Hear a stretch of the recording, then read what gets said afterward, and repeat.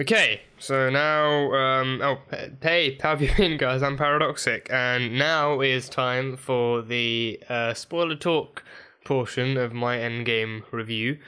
I haven't written everything down, but I've written like half a page of stuff down, so as I go along, I'll remember more. And honestly, I just want to get this video started. But yeah, so now I can talk about everything unhinged, or everything I remember from my first viewing. But honestly, I don't know how you could forget details from this film. But a lot of stuff in this film proves a lot of fan theories, like a lot of common fan theories. And honestly, with these kinds of movies, as many fan theories that come out, it's hard for like not a single one of them to be proven right, or like for like not a single one of them to be accurate at all.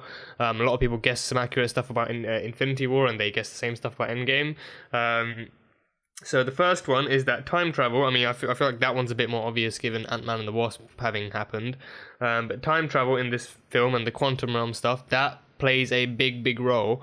Because how this movie starts off in terms of like Thanos and the Infinity Stones is that they sense the same energy signature from him using the stones a second time, matching the one where he actually snapped his fingers and everyone disappeared on a different planet. And they go there, they hunt him down, they hold him down, and Thor actually takes off his hand this time. I feel like the Russos must have watched the Hishy version, although this was filmed before, way back when. But anyway, it's a funny kind of callback to the Hishy video where he actually did chop off the arm. But the stones are not in the gauntlet. His arm is still fucked up, the gauntlet is still fucked up. Well, I mean, half of his body is fucked up. He literally looks like a purple Two-Face. But the stones are not in there, and it's because like the second time he used all the stones in unison was to destroy them, so that way what he did could not be undone. Because he still believes, he still thoroughly believes, oh, I fixed the universe and everything. So now, should people like you want to undo it, now you can't. And then upon hearing this, Thor does finally go for the head and decapitates him. So Thor did surgery on a grape in this movie. A lot of people thought it would be Nebula. A lot of people hoped it would be Nebula. But, Nebula does still see his head just rolling around the floor. But Thor did, in fact, do surgery on a grape. So that much is confirmed. But throughout this movie, like Fat Thor, didn't see that coming. I didn't even think it was possible. Like with Chris Hemsworth, I did not think obesity was possible. But he does become a little bit of a depressed kind of drunkard. But with this one, he actually does finally go for the head upon hearing that what he failed to prevent can't be undone. And a lot of the team are kind of down in the dumps because of this. And after that scene is still set for the most part directly after Infinity War, and them still kind of reeling from that loss. But besides from that, I think, Captain Marvel does in fact run into Tony in space. So I kind of saw that coming, because one of the TV spots did show Tony looking at something shiny and glowy. So people said, "Oh, it's good. It has to be Captain Marvel." So she does in fact run into Tony in space, and I think that might be a direct setup from maybe her like the post-credit scene from her solo movie, when she actually does get back to Earth following the page's signal and runs into the remaining Avengers on Earth, and then finds out that maybe finds out Tony's missing and goes out into space to look for him, and then brings him back down to Earth. So she does in fact bring him and Nebula down to Earth. But yeah, so that whole scene is, again, like that whole scene is pretty much like the first 15, maybe 20 minutes of the movie, and then after that there is a time jump. This again was also kind of theorized by fans, that there would be like another time jump where they kind of like either the Avengers or someone else kind of jumps into the future, and the Avengers themselves kind of lived through the time jump. It's 5 years, so it's 5 years after the decimation, as it's called, and the Avengers have all tried to move on, and some of them are just kind of doing their own thing whilst reporting into the Avengers, and just some of them just are moving forward through time, but mentally they're not moving on from everything they've lost. And the three main ones are Nat, Clint, and and Steve. And the opening scene of the movie is Clint with his family, and we actually see them turning to dust, and he can't find them, and just he doesn't know what the fuck's going on, and so he does become a kind of like the ruthless vigilante known as a Ronin, and he is only killing bad people like criminals and whatnot. And I think Rhodes reported a scene of like a crime scene of like some brutally killed cartel members, and then when we actually see him in action, he is fighting the Yakuza. I presume they were the Yakuza in Tokyo, and then that's where Nat meets up with him as well. And she tells him that they've got a plan to fix everything, and the time travel thing actually is only planned upon once Scott comes back, because Scott comes back through an accident. Like for him, it's like he said it was 5 hours in the quantum realm, but we see like a rat jumping on the keyboard in like where the quantum realm van is, and like jumping on the keyboard, pressing some buttons here and there, and just somehow bringing Scott back into the present day. But for him, it's 5 years into the future. And he meets up with an older Cassie. Like his immediate response is to find out what the fuck happened, but also upon finding out what happened, like he sees like there's this massive kind of graveyard with these tall structures, and on them, like I did not even see this coming at all. I mean, it makes sense. Like again, like in hindsight, it makes sense. But there's like a graveyard with all these stone like walls and stuff, and on those walls, it's just hundreds of them. It's just all the people who actually disappeared, and his family's name isn't on there, but his name is. So Scott's return to Earth, and not the quantum. I mean, yeah, the quantum realm is its own dimension, so it wouldn't really count as the universe as a whole, or even Earth. But Scott's return to Earth is actually 5 years ahead into the future. I mean, it could be because he was sucked through a time vortex and then brought back, but I don't know. Because all we saw was the rat jumping up and down on keys and just unintentionally activating the quantum portal. But I don't really think time vortexes had much to deal with it. But when the Avengers actually team up with their quantum suits and go through, I think the time vortexes are what they use. Because he did say, like, time travel, it's iffy and it's like a tricky process, but it is possible to the quantum realm. And Janet did say in the post-credits for Ant-Man and the Wasp that, don't get stuck in a time vortex because you'll get stuck there and we won't be able to save you. So I do think maybe time vortex did have a little bit of something to do with his return, but he did return 5 years in the future. The whole cemetery thing, like, yeah, his family's names weren't on there. No one he knew was on there. Like Louise wasn't on there, his wife and Paxton weren't on there, Cassie wasn't on there. But he was, because he was missing for those 5 years. So like 5 hours for him was 5 years for them. And he runs back into Cassie again, and she's a grown, well, not a grown woman, but she is I think she's basically like a teenage girl at that point. And she just looks shocked, like he as if he is literally someone who's just come back from the dead. And he's shocked because his little girl is still his little girl, but she's a lot older now, and she's like matured a lot more. And he's missed so much, and he barely understands what the fuck is going on. Like all he knows is that 5 years have passed since he actually went into the quantum realm, and a shit ton of people have died, and it's all to do with this big oversized bottle of Ribena calling himself Thanos. So yeah, but that happened, and then he meets back up with the Avengers and explains to them everything that happened. So yeah, all the people who slept on Ant-Man and the Wasp, I mean, they might still have some idea, but it might just be a bit more confusing to them that, the quantum realm is actually involved in this in such a high regard. And I think this definitely, I think Kevin Feige himself did say that the quantum realm actually offers them a lot to actually play around with in terms of characters and storylines. So, since Phase 4, we'll deal with the MCU on a more cosmic level and like a more kind of intergalactic and far more of a sci-fi level. Like the quantum realm itself will have a larger role to play. So the quantum realm in this movie, like the quantum realm sections in this movie, do definitely, I feel, prepare you for what's about to come in Phase 4. But yeah, so he he tells them, that if they can control it, in some regard, then traveling back in time, like obviously they can't get the stones now because they're destroyed, but if they travel back in time, which again was a fan theory, then they could actually go back to when they know the stones were and collect them themselves and actually, assemble them somehow and do another snap that brings everyone back. And then we cut to Tony, because Tony is one of the people they have to approach about this, because they need everyone on board, all of the original 6. And Tony has a family. He's really ripped a page out of Barton's book. He's got his own house, like not a farm, but like he's got his own house out in the middle of the woods, and he's living the family life with Pepper, and they've got a daughter. They've got a 5-year-old daughter, Morgan. Like, you guys remember when back in Infinity War, when he told Pepper he had a dream that they had a kid called Morgan?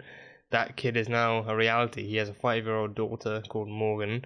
And I think the first time we see her, she's wearing the rescue suit helmet that Pepper wears later on in the movie. She's wearing the helmet of the rescue suit. And honestly, it's good and it's fun, and it's very, very nice to see Tony in a fatherhood role, to see him in the role of the father. And it's like, given how kind of estranged and cold the relationship was between him and his own father, it's like it's nice to see him being the father that he actually wanted Howard to be, but like him being that to Morgan, and like knowing that this kid is his all now, and this girl is is everything he wanted and everything that he has now, and he's very, very reluctant. He is highly reluctant to actually join them, and I think because time travel at this point, time travel is like the most sci-fi thing that they've dealt with, and it's also heavily sci-fi. Like even in this, they talk about how every piece of time travel lore and all the futures, like Back to the Future and whatnot, like all of that's basically BS. Like they can't rely on any of that, even the do's and don'ts. Like they can't rely on any of that to actually make this a successful mission, or a time heist as they call it. So initially he is very reluctant, because he knows that changing like even one thing in the past can hugely affect the future, and that's what he's afraid of, because he now has Morgan and Pepper. He has a family, and that's something he doesn't want to lose, because losing Peter was hard enough for him, and that's one of the things he tells Steve when he gets back. Like, I lost the kid, I lost Peter, and it's something he really can't deal with, the fact that, they lost and they weren't together. That's another thing he points out. Like, he kind of berates Cap on his good almighty speech of them being a team, and says, oh, last time you said, if we lose, then we'll do that together too. But, guess what, Cap? We lost, and one of the reasons is because we weren't together, like, you weren't there. So, obviously, I think he does still kind of reel in, like, since that stuff is straight after Infinity War, I think, like, he is still kind of reeling in from the whole Civil War stuff. But I think 5 years later, he probably has let bygones be bygones. And actually let that stuff like kind of be water under the bridge and everything, which is a good sign. We can't really hold that stuff in place forever, because even Infinity War was like 2 or 3 years after Civil War. So that stuff is all good. But it takes a picture of him and Peter back in the day during his Stark internship, to actually remind him of why he actually needs to do this, because Peter, he was a kid when he lost him. He was barely a teenager when he actually lost him, and that was when he first realized what it felt like to lose a kid. And so he is so like seeing that and reminding him of what he actually lost and gained, but predominantly what he lost. Like, it makes him want to actually at least give this a try and actually make sure that they can actually do it right, and stuff. So yeah, that stuff is that. So he does give Cap's shield back, and it's nicely repaired. Like, like I think it looks like a new paint job, but also no panther claw marks on it, which is very, very nice. So I think that is the official kind of confirmation of let bygones be bygones and water under the bridge and whatnot. So that's all very nice, and he's actually he has actually made a way for them to be able to kind of accurately pinpoint where they go and like when they land, if they do time travel, with the little watches, like kind of wristbands on their hand, that controls where they go.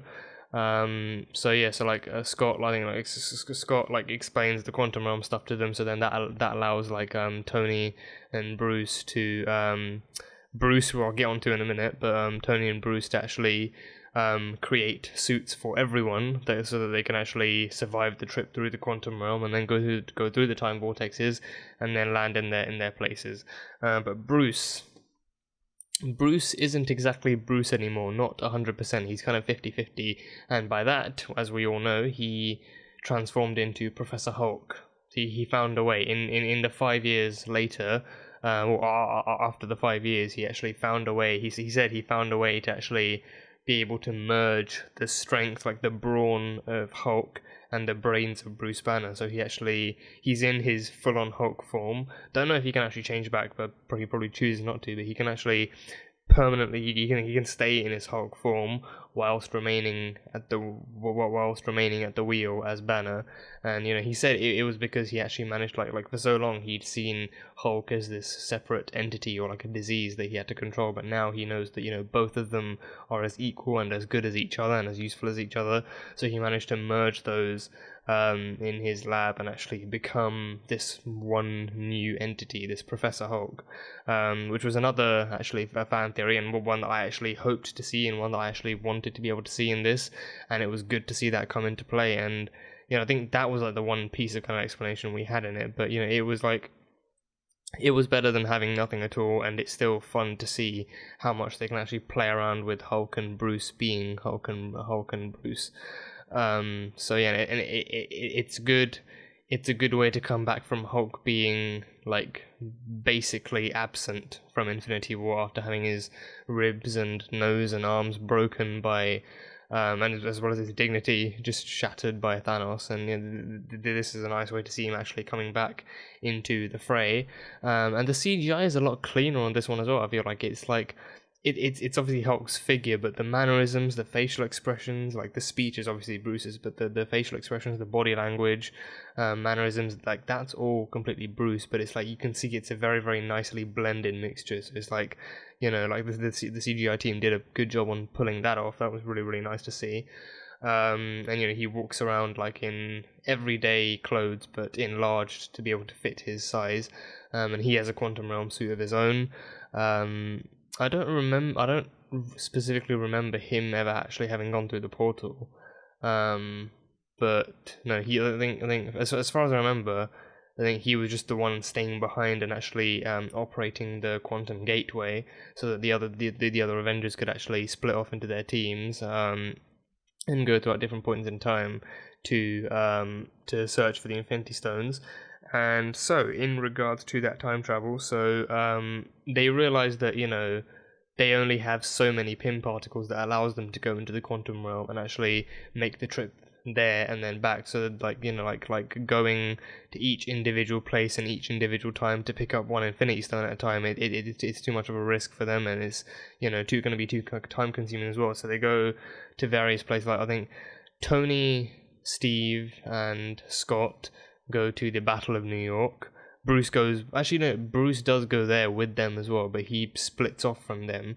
But Tony, Steve, and Scott go to the Battle of New York, or just after the Battle of New York, to go and find the Mind and Space Stones, because we know the Mind Stone was in Loki's scepter, and the Tesseract was used to keep the wormhole open. So they go to just after the pre-Avengers, like the 2012 Avengers, actually capture Loki and call in the strike team and everything, to go all clean out mode. So that happens, and Scott infiltrates like the thing, like old Tony's arc reactor, and shuts his thing down so that he can create a distraction and whatnot. And it's honestly just one really, really well flowing and well executed scene, and everything. And this the new meme, if anything, to come out of that is Captain America's ass. Yeah, like Tony saying that Steve really should have worked on his ass back then. Scott complimenting him on his ass and reassuring Steve that he has a great ass then and now. And then we get an epic fight scene. Well, I say epic. I mean, I wish it would have lasted longer, but still, it was fun to see because I did not think this would be coming. But we do get a fight between present day Cap and Avengers Cap, both in their Avengers uniforms. And like, you know, like initially, because they have just been fighting Loki, who is a known shapeshifter, Avengers Cap does think that present day Cap is actually Loki in disguise, so he does kind of fight him one-on-one with and without the shield. So that was actually cool to see, like Cap versus Cap, like that was just that was a really nice flowing scene as well. And you know, eventually, like eventually present day, like this actually surprised me that eventually present day Cap does actually get overpowered by Avengers Cap, because that I didn't really see that coming, because like Avengers Cap, like he's, for the most part, he's still fresh out of the ice, and you know, granted he has just spent like pretty much a whole day just fighting aliens and stuff, and he has kind of been warming up, and he is still in like a fighting stance.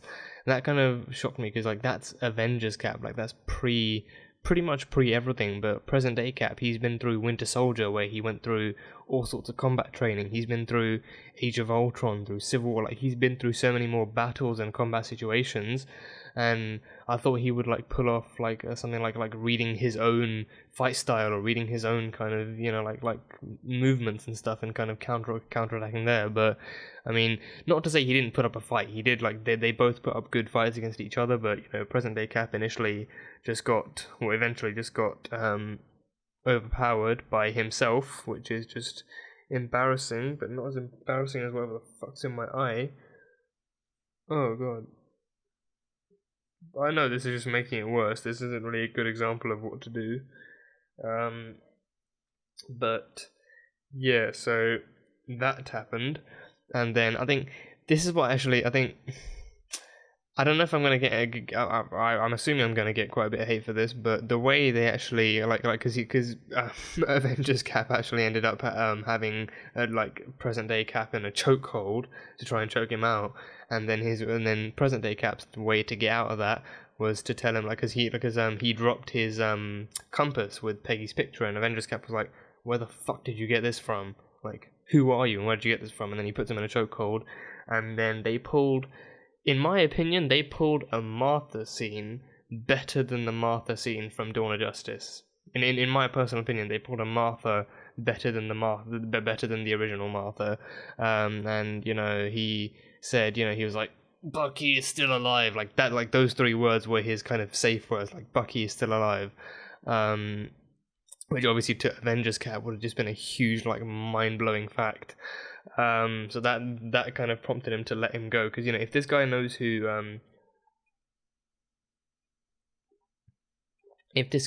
Bucky is, then he means business. But now if he's saying that Bucky's alive, then goddamn, like, this guy really is me, like from some other when and some other where.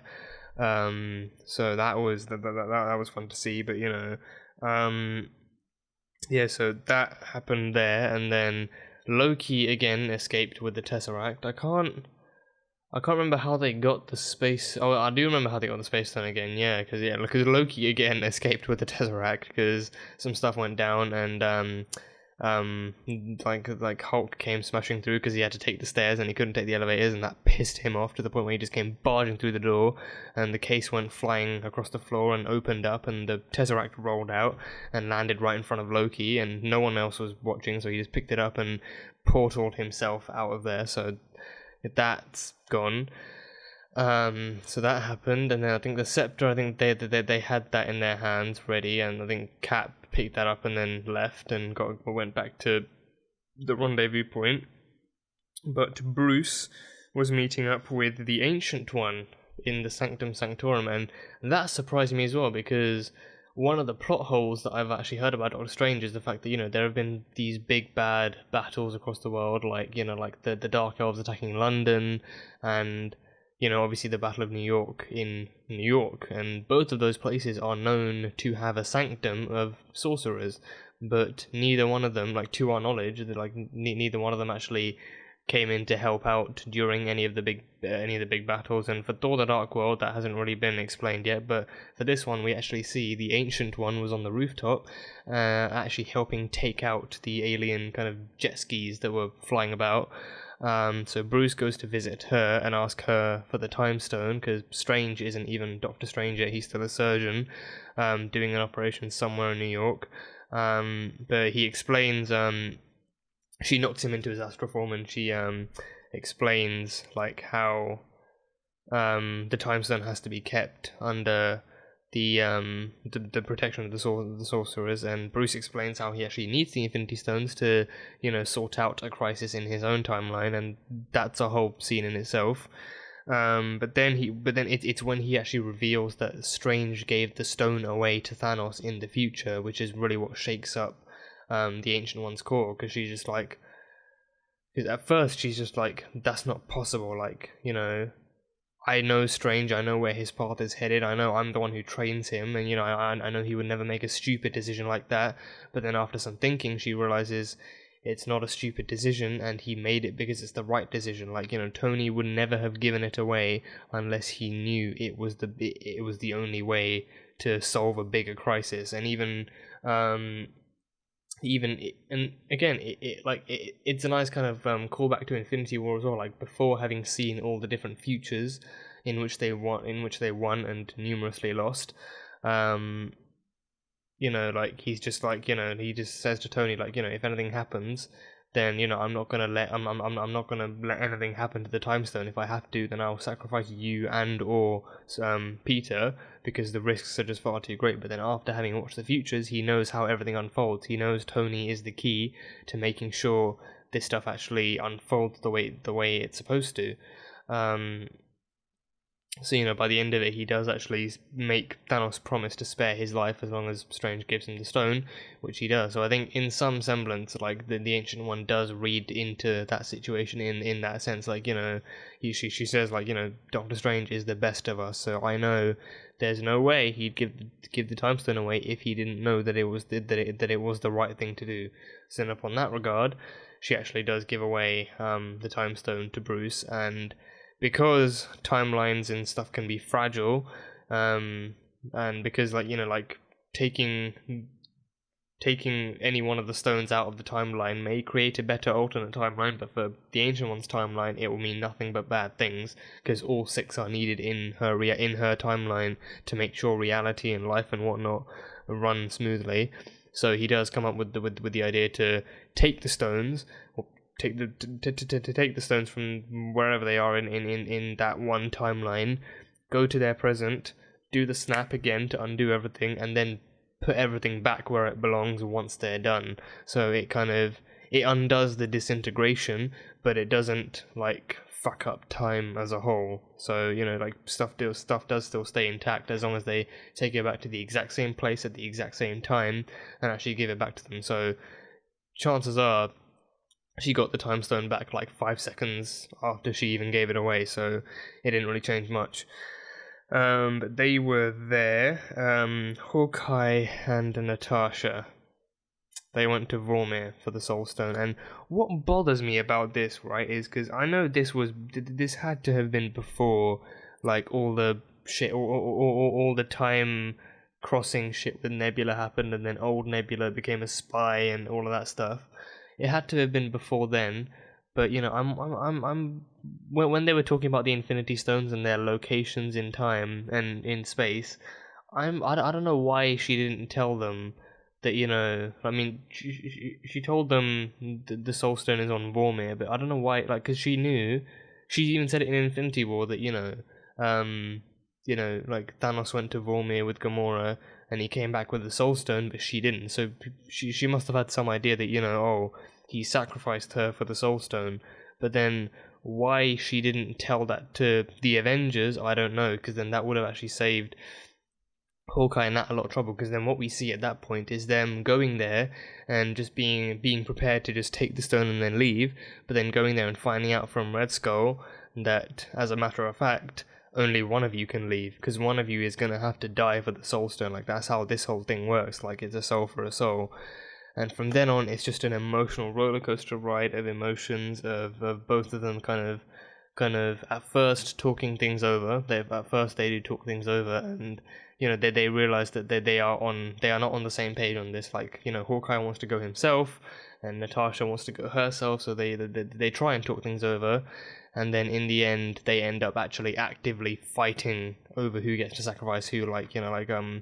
Natasha pinning him down with one of her widow bites, and then making a run for it, and then Hawkeye just firing fucking what's it called, like incendiary arrow, and then knocking her to the ground and everything. Just that whole scene had my heart pounding, because I was like, for a good 5 seconds, I was so confident it was going to be Hawkeye, it was going to be Clint, because he's no longer Hawkeye. He's definitely Ronin throughout the entirety of this movie. But I was so confident that it was going to. I was going to be just as upset, but I was so confident and kind of mentally preparing myself for the fact that it would be Clint that would do it. That Clint would be sacrificing himself, because I was not ready to see Natasha die. I was not ready for that stuff. I was just like, okay, it's gonna be Clint. It's gonna be Clint. It has to be Clint. It can't be her. But then, just as he jumps off, she fires something at him and then attaches it to the cliffside.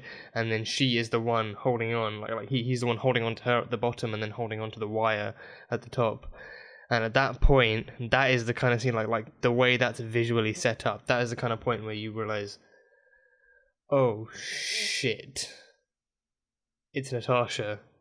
Oh god, it's going to be Natasha. Like, I was literally just hand over my mouth and just huddled up into myself, just being like, don't do it, Nat, don't do it, please, don't do it, please, Natasha, don't do it. Like, I was literally shaking.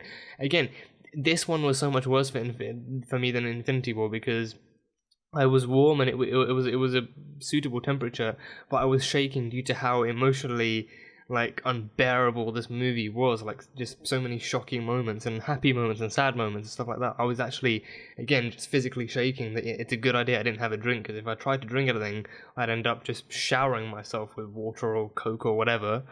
It was a good idea that I actually didn't have anything to drink on me at that point. I was my left leg was just shaking like crazy. My arms were shaking. My torso as a whole was shaking. My friend again even told me at the end, dude, I could actually feel you shaking. I knew something was up. Natasha's just holding on, and she's about to let go. She's come to peace with this, and Hawkeye really hasn't. He has not. Clint is not ready to do this at all. He wants to save Natasha. He wants to be the one to do this, but Natasha, she then, after telling him it's fine, it's okay, this is how it's gonna be, it's okay, I want to do this, then she just pulls her hand away from his, backflips off the side of the cliff, and falls to her death. What was so different for this, for me for this, right, was I was nowhere near as emotionally kind of shattered by this death as I was by Gamora's death, as I was by this death. Gamora's death, it was shocking to me, and I was like, wow, that actually happened. I can't believe that. But with this one, I was just like, please don't let this be true. Please, just no. I do not want this to happen. I'm not ready for this shit to happen. So with Gamora, I'd eventually come to terms with it, but with Natasha, I'm still not over it. I still can't believe they actually pulled that shit off. Because for one thing, it does bring her arc to a nice end. Not to a nice end, but to an end. But for one thing, it definitely fully confirms that her solo movie coming out will be a prequel. It was confirmed before anyway, but now it's it's definitely not going to be set in the present day. But with this now, give it it does seem like an end, like a definitive end to her character arc since Iron Man 2. She was introduced as this super spy assassin type character, and then in Avengers we find out so much more about her backstory, that she actually did do some bad stuff in the future and bad stuff in the past, and she has, again, she said she has red in her ledger and she want to wipe it out. and she has a lot to make up for from her past, and being an Avenger is her way to do that. And this time she was an Avenger. She sacrificed herself in order to to make sure that the Avengers themselves could collect all the stones and undo whatever was done to humanity. She gave her own life to make sure that billions of innocent people could have their own back. If that doesn't make her a hero, then I will physically fight anyone who says that. Natasha Romanoff, aka the Black Widow, aka one of the strongest heroes in the Marvel Cinematic Universe, is a hero. She is a hero. Anyone who says otherwise, you're just wrong. I don't care. Yeah, the fact is she's a hero, and the facts don't care about your feelings. You may feel she's weak or overrated. She's underrated, and this movie did her fucking dirty. So she's a hero. She's a goddamn hero who gave her own life to make sure others could live. When I'm still not over it. They did it so bad, and it affects the rest of the movie, and especially the ending, in such in a way that I didn't even want to happen, but at the same time it makes sense, because it means that what Cap does at the end of the movie, it makes I didn't even like that. I liked it, but I didn't like it. I more didn't like it. I'm more on the side of didn't like it than did like it. But it makes sense because with Natasha gone, the team takes a huge hit, but Cap especially, he takes a huge hit because in terms of living a life and having a love life, there is nothing left for him in the present day, which is why in the end, when he takes up the duty of returning the Infinity Stones and Mjolnir to their rightful places in time, he doesn't come back. He does not come back. He goes back to, presumably his last location is back to 1970, where they pick up the Space Stone, and he stays there. And he meets back up with Peggy. He lives a life with Peggy. He lives the rest of his life out with Peggy. So all the people who figured that was how he was gonna end, well, he didn't die, because when we saw him, he was an old man when we saw him again, 5 seconds later. But he wasn't dying or anything. He was just there, just enjoying what was left of his life. And I don't know what that means for Peggy though, if she still got Alzheimer's and if she still went down that same path, or if she was just at home while he was enjoying it. I assume he told her everything that happened, or at least told her in some form. But the ending scene, oh Jesus Christ, that brought tears to my eyes. Because as soon as that music was playing and the camera cut to all the old-fashioned cars going down the road, I knew, okay, this is a callback. This has to be 1970s or 40s or something, but it has to be 1970s. So yeah, and then it showed a house, and then it zoomed in through one of the windows, and it showed Steve and Peggy dancing.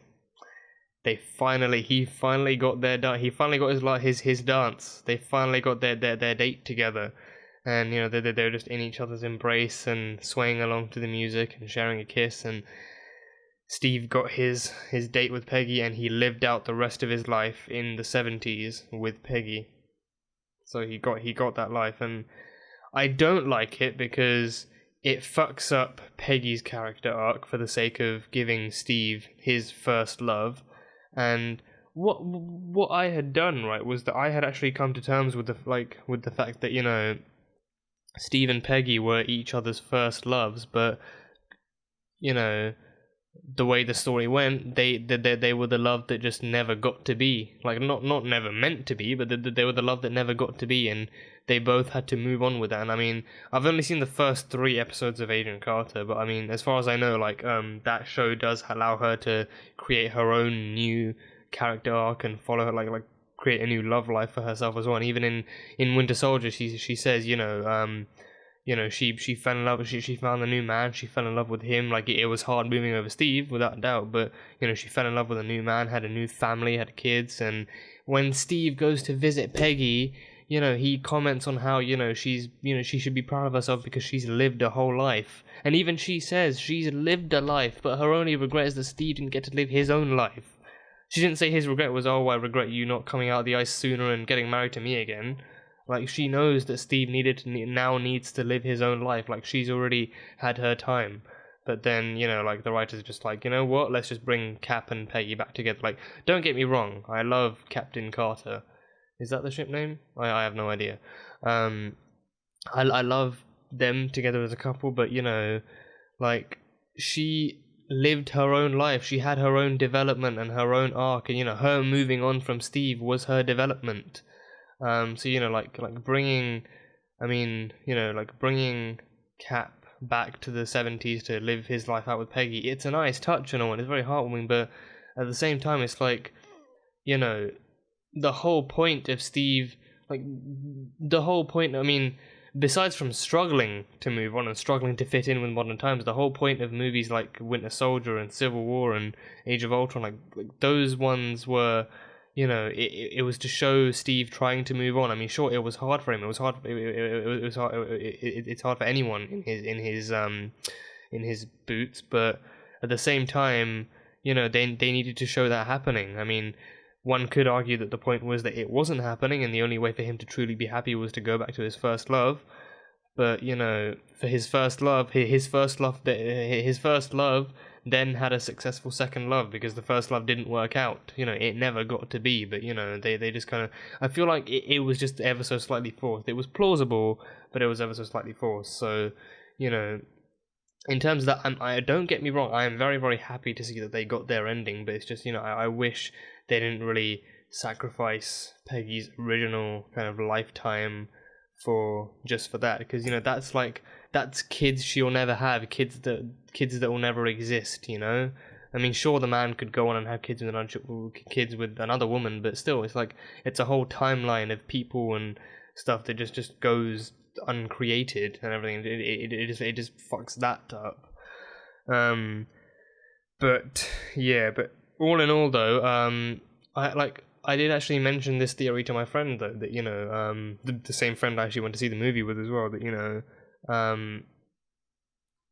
that Steve may well end up going back in time and spending the rest of his life with Peggy, and then he did point out that that would then mean that means Steve's journey throughout the MCU is set in stone. Like, he starts off with the first Avenger, wakes up in Avengers, and goes through everything else in phase 2 and phase 3, but then come Avengers Endgame, it's just a case of he will always be meant to go back in time to the 70s and live his life out with Peggy. That's how it's always going to be. And then when the time comes, old man Steve will go to that same park and sit on the park bench, and where Sam and Bucky noticed him. And he will always kind of tell them what happened and how he just lived a new life, and he followed Stark's advice of going for that old-fashioned married life, like white picket fence and everything. And he actually hands his shield down to Sam. He has his shield in a little leather case, and he hands it to Sam. And Sam, I think a nice touch that I actually noticed was this, like, before taking it, Sam actually looked over at Bucky, and Bucky said, "You know what? It's yours, dude. He's giving it to you. You should take it. You should be the one that takes it." So I guess this does mean that in the Falcon and Winter Soldier series, we may well see Falcon becoming the new Captain America. Like, that must be what that means, because it's called Falcon and Winter Soldier, but I don't really think Bucky's going to be the Winter Soldier anymore. I think he is still gonna, or at least I hope he's gonna upkeep the White Wolf mantle he got whilst in Wakanda. But in that series, I don't know if he's gonna get a whole new suit. That would only make sense for him to get a whole new suit, but he is gonna have the shield. And Chris Evans is rumored to be directing the episodes of Falcon and Winter Soldier. Since the Russos said that Chris Evans isn't actually fully done with Marvel just yet, he may actually be back to direct the episodes for that series. And Chris himself did say that his contract is up. Like, his contract ended with Infinity War, but with Avengers 4 doing the job of wrapping things up, he stayed on for one more. So with that, he did say that should Marvel ever want to call him back to play Cap or Steve or anyone else, I don't know who else he could play, but should Marvel ever want to call him back, he would never say never. He would always, he would be open to it. But that is where Steve Rogers' journey ends, with him going back in time and go, like, you know, just retrying that first love again. But that dance scene, it was nice to see. It was very nice to see.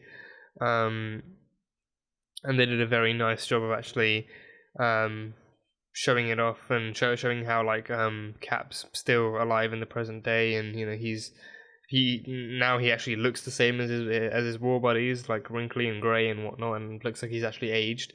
And yeah, but I mean, initially, like, I as soon as I saw the guy sitting on the park bench, I knew it was going to be Old Man Steve. But I mean, I didn't think it would be a completely different actor for him. I thought it would just be like an aged Chris Evans, because they managed to do that. They managed to do that for Hayley Atwell in Winter Soldier. Like they actually just put like CGI dots on her face and aged her forward. So I figured that they might try out the same thing for Chris Evans, but apparently not. Apparently they did actually hire a different actor and gave him the same hairstyle and clothes and whatnot, and just pulled off an Old Man Steve. But yeah, since Captain America: The First Avenger, Cap has been my like number one favorite Avenger, and you know I'm not dropping him completely. He is still like one of my favorite superheroes, but after having watched Captain Marvel, Carol Danvers has kind of just slid in very nicely to that number one slot as my favorite Avenger, and pretty much as my favorite superhero. But yeah, no, like I think she.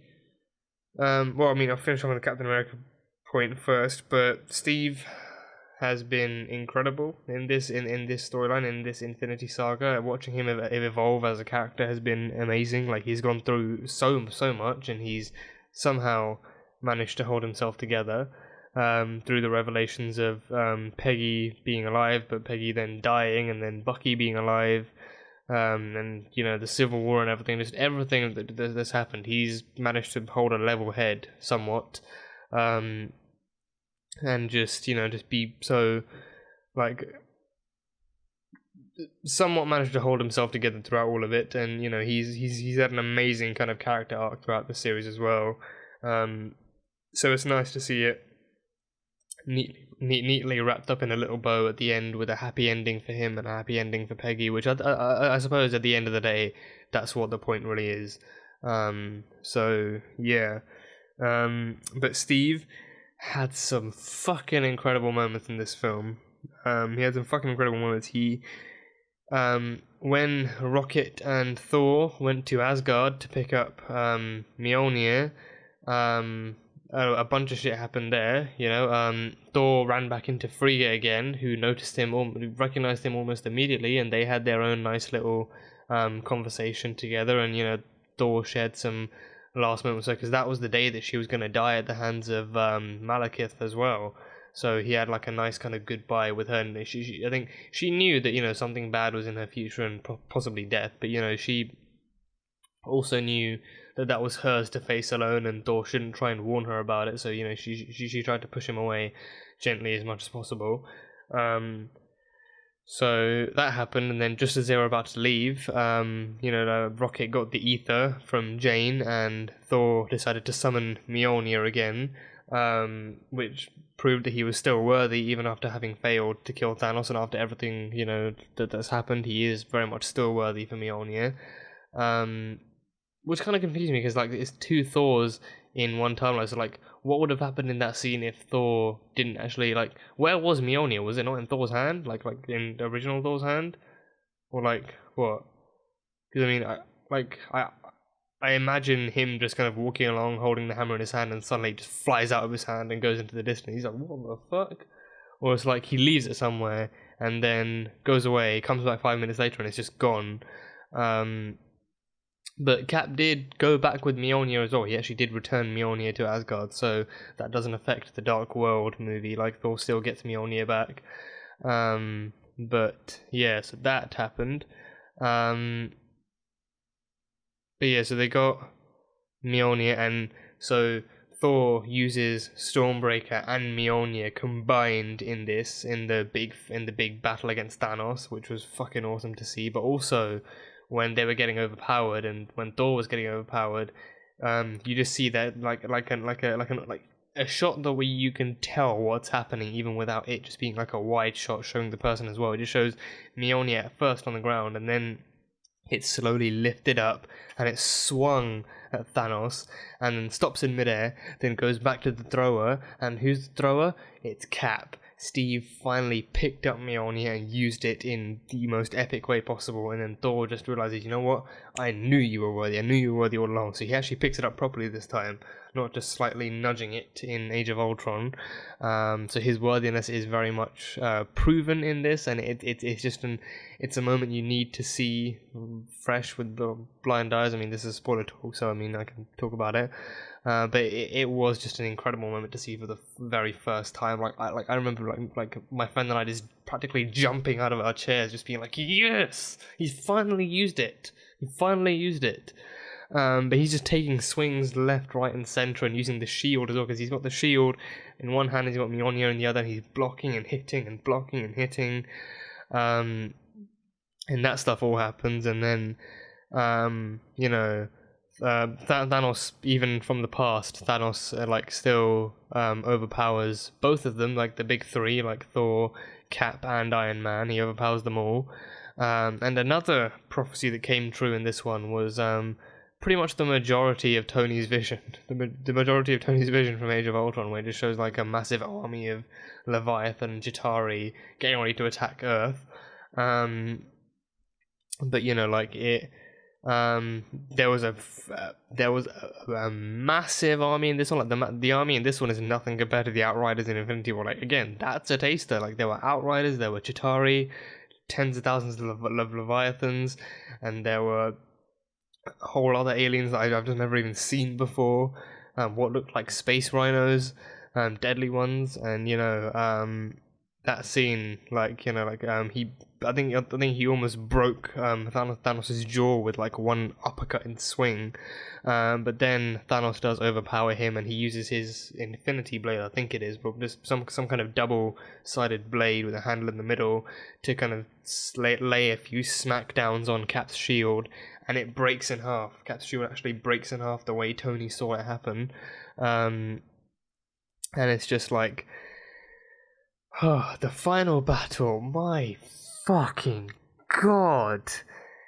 It was just beautiful. The final battle was absolutely beautiful to just see, especially on the big screen. Like, it was just like, Thor and Iron Man are overpowered. They're kind of like, they're kind of still recovering from the blows they've taken, and Cap is still recovering, but he's, without even saying it, it's not even an I can do this, it is an I can do this all day moment, but he doesn't say it because he doesn't have to. We all know, after years of watching him, we know this is, like, internally he's just like, I can do this all fucking day, Thanos, I really can.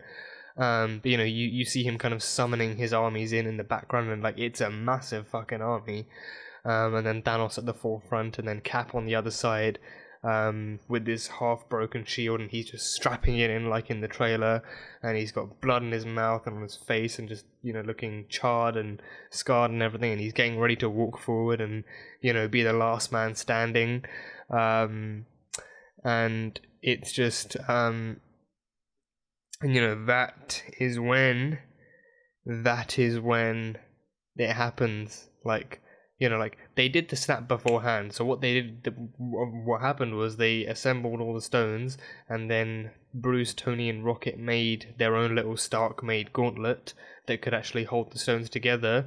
And they did and Bruce, being the one that could actually handle it the most, he took on the power of the glove, which was really draining him and killing him. And then he snapped his fingers, and everyone came back. So as soon as Bruce's snap happens, he's just had so much life drained out of him, he's for the most part down for the count, and he needs some time to recover. But we do see that people are actually starting to come back as Scott goes outside and the world looks a lot livelier, and Clint's phone starts ringing on the table, and he looks at the caller ID, and it's his wife, it's Laura, calling him, and he just can't believe it, it actually worked, and he answers the phone, and she's there and everything, but then it's a happy moment turned extremely dark, not dull, but dark, and just extremely shitty, because then um, um, like old Nebula brings old Thanos, like past Thanos, back into the fold with his ship, and he just blows the Avengers base and that entire like piece of chunk of land into chunks of fire and rubble. Like he just bombards the place with rockets, and it becomes like there's like a just a war zone, an all out war zone, and it looks exactly like it did in the trailers. And like I originally thought that would be on Titan or somewhere, like either like they would take the fight to him on Titan, but no, he brings the fight to them on Earth. And you know, luckily it's not like a civilian place; it's just the Avengers base, and you know, like they can handle that damage for the most part. Well, not even for the most part, but they take all of that. And so like the snap happens, and then just like again cut back to the scene where Cap is about to make his one man stand against Thanos and his armies for as long as he can. You know, he gets a kind of he gets a little feedback in his comms, and all of a sudden Sam Wilson, Falcon's voice, comes in telling Cap that, you know, he's on his left, and to Cap's left is a portal opening through which T'Challa, Shuri, and Okoye walk out, and behind them the Wakandan army. So at that point Cap realizes help arrives, help is here, like everyone who was dusted comes back. So like, and like tens of thousands of other portals open up, and Spider-Man comes back, the Guardians come back, or Doctor Strange comes back, and everyone who was dusted and everyone who wasn't even dusted comes back. Like Wong comes through, the Sorcerers, Valkyrie shows up again as well, and Valkyrie has her own piece in the movie as well. Valkyrie shows up with some Asgardians, and just each and every single hero in the MCU really comes up in this movie. They really do. They really come up in this movie. Like the battle for Earth in this one is just 10 times. But like, if you thought Thor's entrance in Wakanda was a big sequence in Infinity War, this one will blow your fucking mind. Because this is it. This is the Avengers Assemble scene, and by that I don't just mean every single hero, every single Avenger in one shot. I mean, this is literally the scene in which Cap yells Avengers Assemble, and like as soon as he said Avengers, I'd like me and my friend just looked at each other like he's gonna say it, he's gonna say it, and then he says Assemble. The theatre went crazy. Just everyone, like most people, cheered. I remember, but me, I was just jumping up and down in my chair and just shaking like crazy, and just so fucking hyped. And since it's in the past, we see past enemies as well, like the Black Order are all fully back, and everyone else is back, and Thanos is running in, and it's just all-out war. It is literally just all-out war, and Giant Man comes in, and he's punching Leviathan to the ground. Like, the scale of that battle, the Russos just... Thank you guys so much for that battle. Thank you guys so much, because that battle is just immense, and seeing it... especially in IMAX in 3D, that was just glorious, just fucking glorious. But yeah, that was just it was just all round incredible. It really was. It was just all round incredible, and just seeing every hero fighting. I think there were reports from actors where like they said, you know, like since they filmed back to back for Avengers Endgame and Infinity War, sometimes it was hard to tell which scene was for which movie, but. Oh, pardon me. I think it was Sebastian Stan who did say that, you know, like one or two of the days they were filming, there was like a shot where there was like a moment on set where it was like more than 70 characters on set together and stuff, just like doing some kind of battle sequence. So this is that battle sequence. And it is just a beaut. It is an absolute beaut. But they're all working together to defeat Thanos and his armies, and it's all coming together very nicely. But literally everything you want in an Avengers movie, they actually give you in this Avengers movie. And it's just such huge and such well done payoff in this film, and it's just like, you know, just something to really remember and enjoy and embrace. As you know, as you celebrate like 11 years worth of storytelling, and it's just so beautifully done. It's just so beautifully done. But yeah, that is Steve's portion of this. So it's not an end to Steve. We see kind of where his story goes from here, but I mean, he's not dead, so I wouldn't really say it's an ending. But I mean, I don't know the likelihood of us seeing Cap again, like old man. I mean, I remember like in the Captain America novel, like the Captain America comic I have, like the Sam Wilson Captain America shows Sam as Captain America, old man Steve working behind the screens to help, like being the guy in the chair, as Ned Leeds would call it, like being the guy in the chair for Sam and his adopted son Ian, who is Nomad. So I feel like maybe in the Falcon Winter Soldier series we could actually see Falcon and Winter Soldier actually going on the missions, and then Cap behind the screens kind of guiding them and like giving them like orders on the field. So seeing him in that sense, I mean, I feel like we could, but I don't know if we will.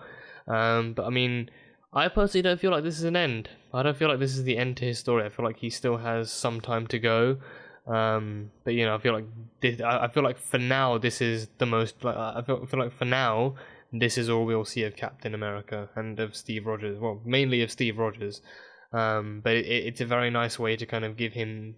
It's a very nice way to give him a send off, and it's a very nice way to kind of show how his life moves forward, having spent years in the future, and finally deciding to go back in time and actually use that opportunity to to actually spend it with his first love, with the love of his life. So, Captain Marvel, my girl, my queen, Carol Danvers, Captain Carol Avenger Danvers. The Avenger thing didn't really come up. I mean, either it happened off screen or it didn't happen at all. Like, Carol met up with them and they said, "Oh, we're the Avengers," and they're like, and she's like, "Oh, you named, your team is named after me. That's so nice." I mean, sure, it might be a bit cheesy and a bit too on the nose, but it also I think it even staying as like a fan headcanon is good enough. But I mean, I feel like it still would have been nice to see it kind of paid off and her kind of recognizing the name and just in her head maybe seeing that Fury named a team after her. But when she comes back to Earth, she does see the pictures of all the people who disappeared, and when she sees Nick Fury, she does shed tears. She does, because Nick pretty much was her best friend, whilst Maria was her wife. Don't fight me on that. She was her wife, but Nick Fury was pretty much her best friend and like the first human she actually met whilst going about her business in her solo movie. So seeing that he turned to dust is a big no-no for her. So upon that moment she decides, I'm gonna go kill Thanos. So anyone who wants to join me, that's fine. Anyone who doesn't, just stay the hell out of my way. But I'm going to defeat that giant space grape. So just but then in this movie all of the people who hated Captain Marvel, like either the hero or the solo movie, like the majority of those people were the ones saying the majority of those people were the ones I saw on social media saying, "Oh, if Captain Marvel defeats Thanos or if Captain Marvel does this or that, then I'm just walking out of the film." You can all sit the fuck down, because Captain Marvel's role in this is very, very bare minimum. I would have loved to see more of her, but what we got from her was fantastic. Because she does kind of move on with the rest of the group, and can I just say, short hair, beautiful look on her. She just an amazing look on her. Don't get me wrong, she rocks the long blonde locks, but the short blonde hair that she has, just like in the comics, it looks great on her. It really does. It looks fantastic. And it really flows just as nicely with her orange glow. So she looks pristine. But she does she does come in for the big final battle with Thanos, and she just completely wrecks his ship. She just completely destroys his ship. And there's and again, another one of my favorite fights, possibly in my top 5 favorite fights, probably second. The first one being the overall big fight against Thanos. The second being this one. The femme fatale in this movie, you guys know what I mean. When all the lady heroes in this film just team up to help Captain Marvel get the gauntlet through the portal, that scene, where it's Okoye, Gamora, Nebula, Mantis, Wasp, Captain Marvel, just each and every single female hero that we've seen over the past, like even Pepper suiting up as a rescue, the women of Marvel kicked ass in this movie. They kicked major ass, and they did it together. And because Nat's not there, Okoye even takes it on herself. Like, someone asks, like, how can you be sure? Like Peter asks Carol, like, how can you be sure you can get through all of that on your own? And then Okoye takes it upon herself to follow up on Nat's words and say, because she's not alone, we're all in this together. So they all take out armies of Outriders and whatnot, and Carol just swarms through them like a giant flaming fire of just fear, ferocity. And just blast through them all. And I mean, granted, like, Thanos stops the gauntlet just before it gets to the portal, but they all worked together. Scarlet Witch is there, like, she's badass. She pounded Thanos' ass into the ground as well, just being like, you took everything from me. As soon as she sees Thanos, she's just like, you took everything from me, so now I'm gonna take everything from you. And then Thanos is just like, I don't even know who the hell you are. And she's just like, you're about to, and you're not gonna like who I am. And she just wrecks him. I mean, granted, like, pretty much most of the heroes got overpowered in this battle, but they each gave it their all, and they each gave as good as they got, which was a whole lot.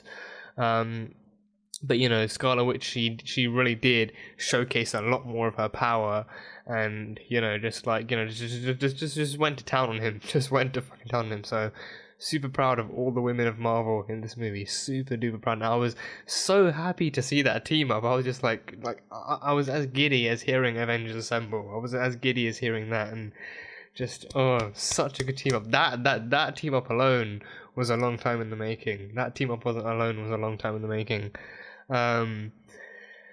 But god damn it, such a good team up. I just wish Natasha had survived to live to at least see that as well, but I don't know. But yeah, that femme fatale was fucking awesome. But I mean, about the Dusted, I think that actually confirms it, because like when the Dusted came back and they met back up with the original Avengers, like Peter saw Tony again, and he was like, I woke up and then Doctor Strange told me, it's been 5 years and they need us now. So I feel like all the the theory that people had that all the Dusted people were all alive, well, not alive, but they were in the Soul Stone. That was true. So they were all in the Soul Stone, and then using the stones again to bring them back, brought them back out to Soul Stone. But they, I feel like they all rematerialized, or like they all reappeared where they first disappeared. So Doctor Strange, the Guardians, and Spider-Man, they were all on Titan, and he had his own sling, so he was able to teleport them in. T'Challa, Shuri, they were in Wakanda, so they were able to meet up with the Okoye. And just everyone else was just coming in from everywhere. Like, I'm still playing that scene over in my mind. It's just incredible. But yeah, that scene that was truly awesome. So even in the Soul Stone, it was actually 5 years that they were there for. But I don't know if Peter was like asleep in there for all 5 years, because he said he woke up and then Strange told him it's been 5 years. They need us now. We need to get back. But yeah, that femme fatale scene, just awesome, just fucking beautiful. Yeah, so that is that. But Captain Marvel, she is not overpowered at all. She is as powerful as she needs to be, which is just incredibly fucking powerful, and rightfully so. But she does as much as she needs to, because even in the 5 years later thing, she is still kind of she's still following her routine of actually going around, and because the disintegration thing, it happened everywhere, not just on Earth. So she is still sorting like everything that's happening on Earth, and she points this out, like everything that's happening on Earth, like the trauma and the the loss of life and all of that stuff, it's happening on billions or thousands of other planets out there. So someone that is her territory. Outer space is her territory. So she's the one kind of policing that area and actually going around making sure everyone is okay and doing her thing and looking gorgeous while doing it. So she kind of comes back once she finds out that Thanos is back here, like his past self is back here and ready for a fight, and she's ready for a fight. So she destroys his ship like a badass, pummels through his army like a badass, and just does so many badass things, and just overall, like, you know, she does not she does steal like the scene when she shows up, because, you know, like, the majority of the people love Captain Marvel and love Carol Danvers, so seeing her pop up is a very, very nice and welcome return for her character. And, you know, it's like, but, you know, she did not defeat Thanos, and I think rightfully so. Like, you know, like, she put up a hell of a fight. She put up a hell of a fight against him and showed him, like, you know, I'm Captain Marvel, bitch. I will knock you on your fucking ass. But unfortunately, she did get Power Stone punched away, which kind of took her out for a little bit. But she did give it her all, and she was amazing against Thanos, and it was great seeing her teach him a lesson for as long as she did. But she was not the one to defeat Thanos, so you can all calm down now. She did not become too OP or anything. The Russos knew how to handle her. They knew how to handle her. So that was all. That was all fun. But yeah, so she was awesome. Long story short, she was awesome, and I can't wait. I mean, it hasn't been confirmed yet, but I'm definitely looking forward to whenever her solo movie might be coming out, and what it. Not a sequel movie, a sequel solo movie might be, and when that's coming out, and all that jazz, because that will then most likely be set in the present day. So that will be set after Endgame, and, you know, probably be like the rebirth of the Avengers and everything. But yeah, so that's Captain Marvel. I can tick that off. So deaths. So Natasha died. Unfortunately, Nebula died in a more timey-wimey way, like present day Nebula killed old Nebula. So I don't know how that affects her timeline, like as in like if she will always go to that point, then travel back in time or something, or just run back into her old self. Because when her and War Machine went back to Morag, it was when she was still around and she was hunting the Infinity Stones, so her own matrix connected up with herself from the same but different timeline. So that allowed the plot twist of Thanos actually finding out that what he tries to do actually works, but then the Avengers are out here trying to undo it. So then he goes one step ahead and just stops them as a whole, and he changes his mentality rightfully changes. Like, at first it's, you know, only kill if you need to kill, like if people get in your way, but other than that, like, pause the killing until you get to the planet that needs a decimation and whatnot, and then, you know, just keep looking for the Infinity Stones. But now he realizes, you know, he gives off a whole speech about how, you know, he thought, you know, he had expected all the people to survive, be grateful for what they have, since they now have more to share and everything like that, and, you know, then they can live for longer now that the resources aren't being as consumed as much. But now he realizes that, you know, now people will just be, you know, just won't appreciate what they have, and they'll try anything to undo it. So now he's gonna use the Infinity Stones that the Avengers collected, and, you know, use it to snap a whole universe into a whole new universe into existence, one where the Avengers will not only never exist, but one where they won't even be remembered. And no one will tell them that it's a whole new universe created from destruction and chaos, and, you know, one where only a smaller population will exist, and, you know, like, or maybe one with a bigger amount of resources will exist, and they'll all be grateful for it. So that is the end. That is the end of the line for the Avengers. That is when they need to stop him, and boy, do they really well do it. But that is Nebula's death. So she kills herself in rather ironic ways. And the death that literally brought me to tears. The death of the man who birthed the MCU, the Marvel Cinematic Universe. The death of Anthony Howard Stark himself. A lot of people called it. A lot of people called it that Tony would die. That Tony and or Steve would die in Endgame. Steve met his end in a very different way, one where he did not die, but he lived a rather peaceful life. But Tony, oh boy, Tony's one was the one that, you know, I kind of saw coming, because ever since Doctor Strange came back, when they talked to each other, you know, Tony kind of wanted to reconfirm with him that, you know, out of the 14 million timelines he saw, this was the one in which they won. But then Strange told him, if I told you for sure, if I told you what happened, there's a chance that it might not even happen, so that could change the course of everything. So they just had to go on with the battle as it was. But then, just as Thanos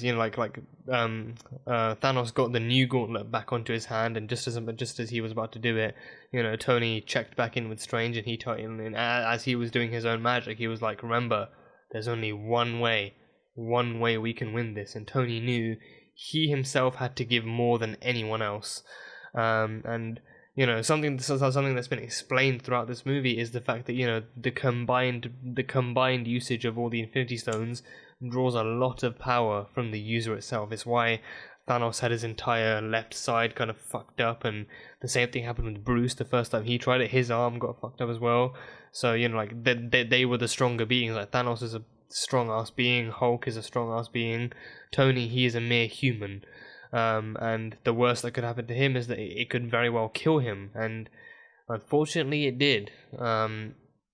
He snapped his fingers with an epic "I am Iron Man" line when Thanos said, "I am inevitable," like he will always happen, and what he wants will always happen. And then Tony stole the stones from his gauntlet, and then said, "You are inevitable, but I am Iron Man," and he snapped his fingers, and Thanos and his army began to disappear. And I like that Thanos was left until last, because it definitely brought a new kind of shine onto his moment. Like him always believing that he would do what his destiny required of him, and then he would watch the sun rise on a grateful universe and all that crap. But this time he watched as his armies and his people disappeared, and then he just sat down all tired and just knowing he lost. And then we watch as he disintegrates. I have never felt happier watching someone disintegrate. Watching Thanos disintegrate was pure joy. Then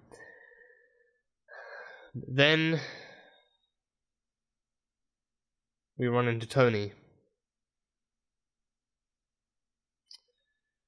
and he's not looking so good. I think he's looking pale more than anything else, and his entire left side his entire side is fucked up, and he's looking fatally wounded from this. Like a lot of him has been drained, and he cannot last much longer.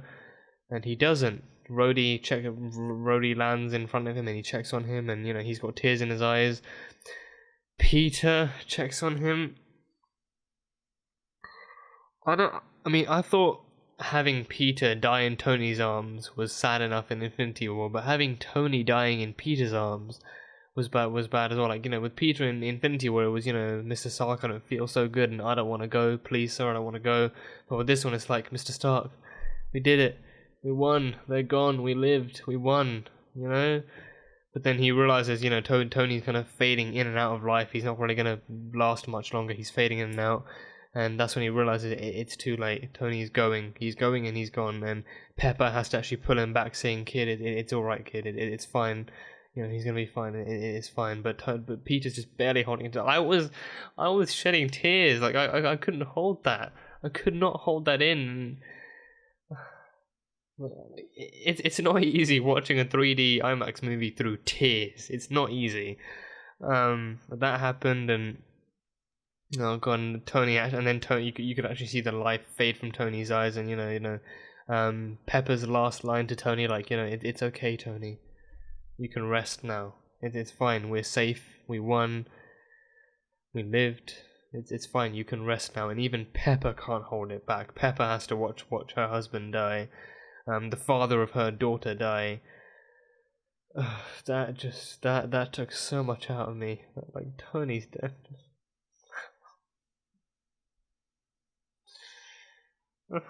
I actually couldn't take that. I could not take that. And it took as much out of me as it did out of him, as hard as that is to believe. Then you just see Tony's hand flop down, and he's gone. He's actually dead. But the part where I actually started bawling my eyes out was Tony's funeral.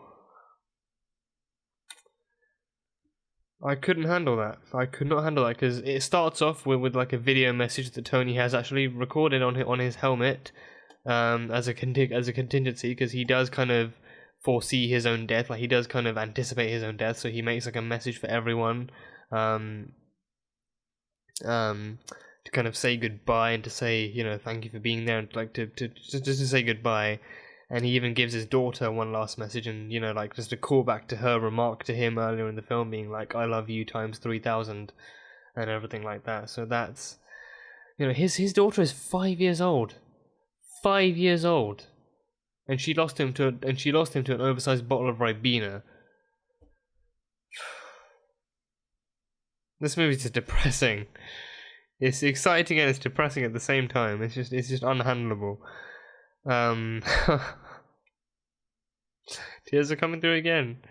But, you know, the funeral, it was all like, like that one shot showing everyone at the funeral, that brought me to tears, because at first it just shows the original 6 Avengers, then it shows Happy and Pepper and Peter being there, then it shows everyone like shows like Bucky and Sam and Scarlet and Wanda, and it shows the Guardians being there, and Thor and Bruce and Strange and Wong, just everyone there. But yeah, Tony's funeral. That was when I officially lost it. That was when I honestly just couldn't hold that back anymore. I think it was when I saw Harley, because I think, as far as I'm aware, there were no reports of Ty Simpkins, the actor for Harley, being on set or anything like that. And I think that was one of the far more secretive moments. But it was always a fan theory that I was aware of as well, that, you know, people wanted to see Harley come back and, you know, just be in the movie in some way, like maybe not be in the fight with Thanos, but, you know, just coming back in the movie in some way. And especially since the actor himself looks a lot older now and he's matured a lot, that would also be a nice way to show like a time jump if there was any. But, you know, like he himself has he was a lot like, he was kind of like what Peter was to Tony before Peter actually came along. Like, he wasn't like a huge, a really strong apprentice, but he was there and he was good while he lasted, and people did hope that, you know, people hoped he survived the snap, and that he would come back, and, you know, like before Tony would die in Infinity War or Endgame, then, you know, he would actually be able to come back and say goodbye to him.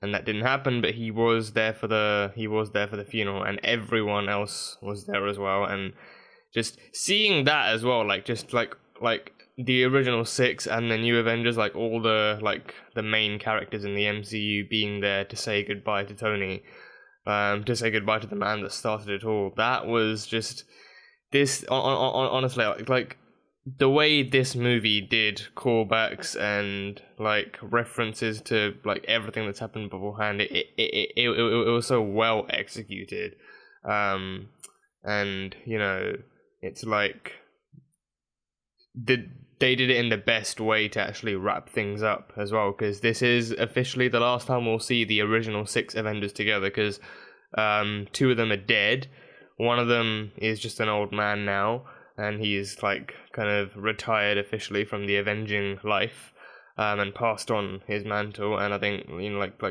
3 of them are just they've gone their own way. But Tony Stark, rest in absolute peace, and like Pepper said, he can finally rest in peace, knowing that he did in fact save the world, and his vision did come true, but he also prevented it from going any further than being true. And, you know, he is the reason. He's one of the reasons that Earth still stands and that the Avengers still live on in some fashion. But god damn, like seeing Tony like that as well. Like, you know, I figured like from the conversations between him and Strange, like since they showed up in the 3rd act. You know, I figured like something's about to go down with Tony. Like he may well die. I mean, that is an extremely plausible and likely thing to happen, but I'm still not ready to see it happen. Then, you know, he got the Infinity Stones, and then, you know, with the almighty "I am Iron Man" speech, and then he snapped his fingers. But then actually seeing Tony with his wounds, like he already looked pale enough. But then seeing that, like I was just like, he's not gonna make it. He's really not. He's fought a long hard, like 10, like 11-year battle, and it's just, it's taken a toll on him many times, but he's always fought through. But now he needs to be able to rest. He needs to be able to put things aside and actually, move on into the afterlife, just knowing that, like the people he helped rescue will be safe. So yeah, like Thanos is no longer a threat to the Earth. He is gone. I believe he's gone. I don't think anything else happened to him. Like, Tony snapped his fingers and they all turned to dust, the same way that the Avengers did in Infinity War. So yeah, and I think that's a really nice way to close his arc as well. Like, the one thing he's always been afraid of, he was able to prevent to some degree, and now after that, he's just going to be Iron Man. I mean, sure, there will be other threats, but it's, granted, like there will be other threats, but that's for like a new generation of Avengers. Like we've had one era of Avengers for like 11 years. Like they've fought as many threats as they can do and take, and like with the Avengers, it's always been how what the solo movies have done so well in the MCU is showing like the Phase 1 movies showed how these characters were all born and what they went through to become, like, to actually officially pick up their mantles. And then Phase 2, like post Avengers, showed just like they're aware of each other's existences, they're aware of all these other threats that can come from like just a whole full-on 360-degree angle. And they're aware of how much the world actually needs a team like the Avengers. And then post like Age of there have been solo movies that have been there have been solo movies themselves that have been groundbreaking, like Cap 2 Winter Soldier, showing how Shield was taken down. Like Shield had to be taken down because it was infiltrated by Hydra. And then after that, the Avengers kind of became their more kind of private like little thing. And then Age of Ultron like kind of played more on Tony's anxiety and PTSD that was showcased in Iron Man 3, and it showed like he tried to do something good, but it just backfired on him horribly, and it made things so much worse. And then it spawned Civil War as well, which tore the Avengers apart. And like throughout these phases, they have really become like such a big and at time, like after Civil War, like a dysfunctional kind of family. And because of Civil War, they weren't as together as they were prophesized to be in Infinity War, and because of that they lost. And again, like Tony plays on that pretty explicitly, to Cap, oh, you said when when it comes to the end game, we'll be there, and we'll win together, and if we lose, then we'll lose together too. But they weren't together. They suffered a horrible loss, and they had to suffer it separated light years apart and everything. And then come Endgame, it's just bringing all of that to a nice, neat, and kind of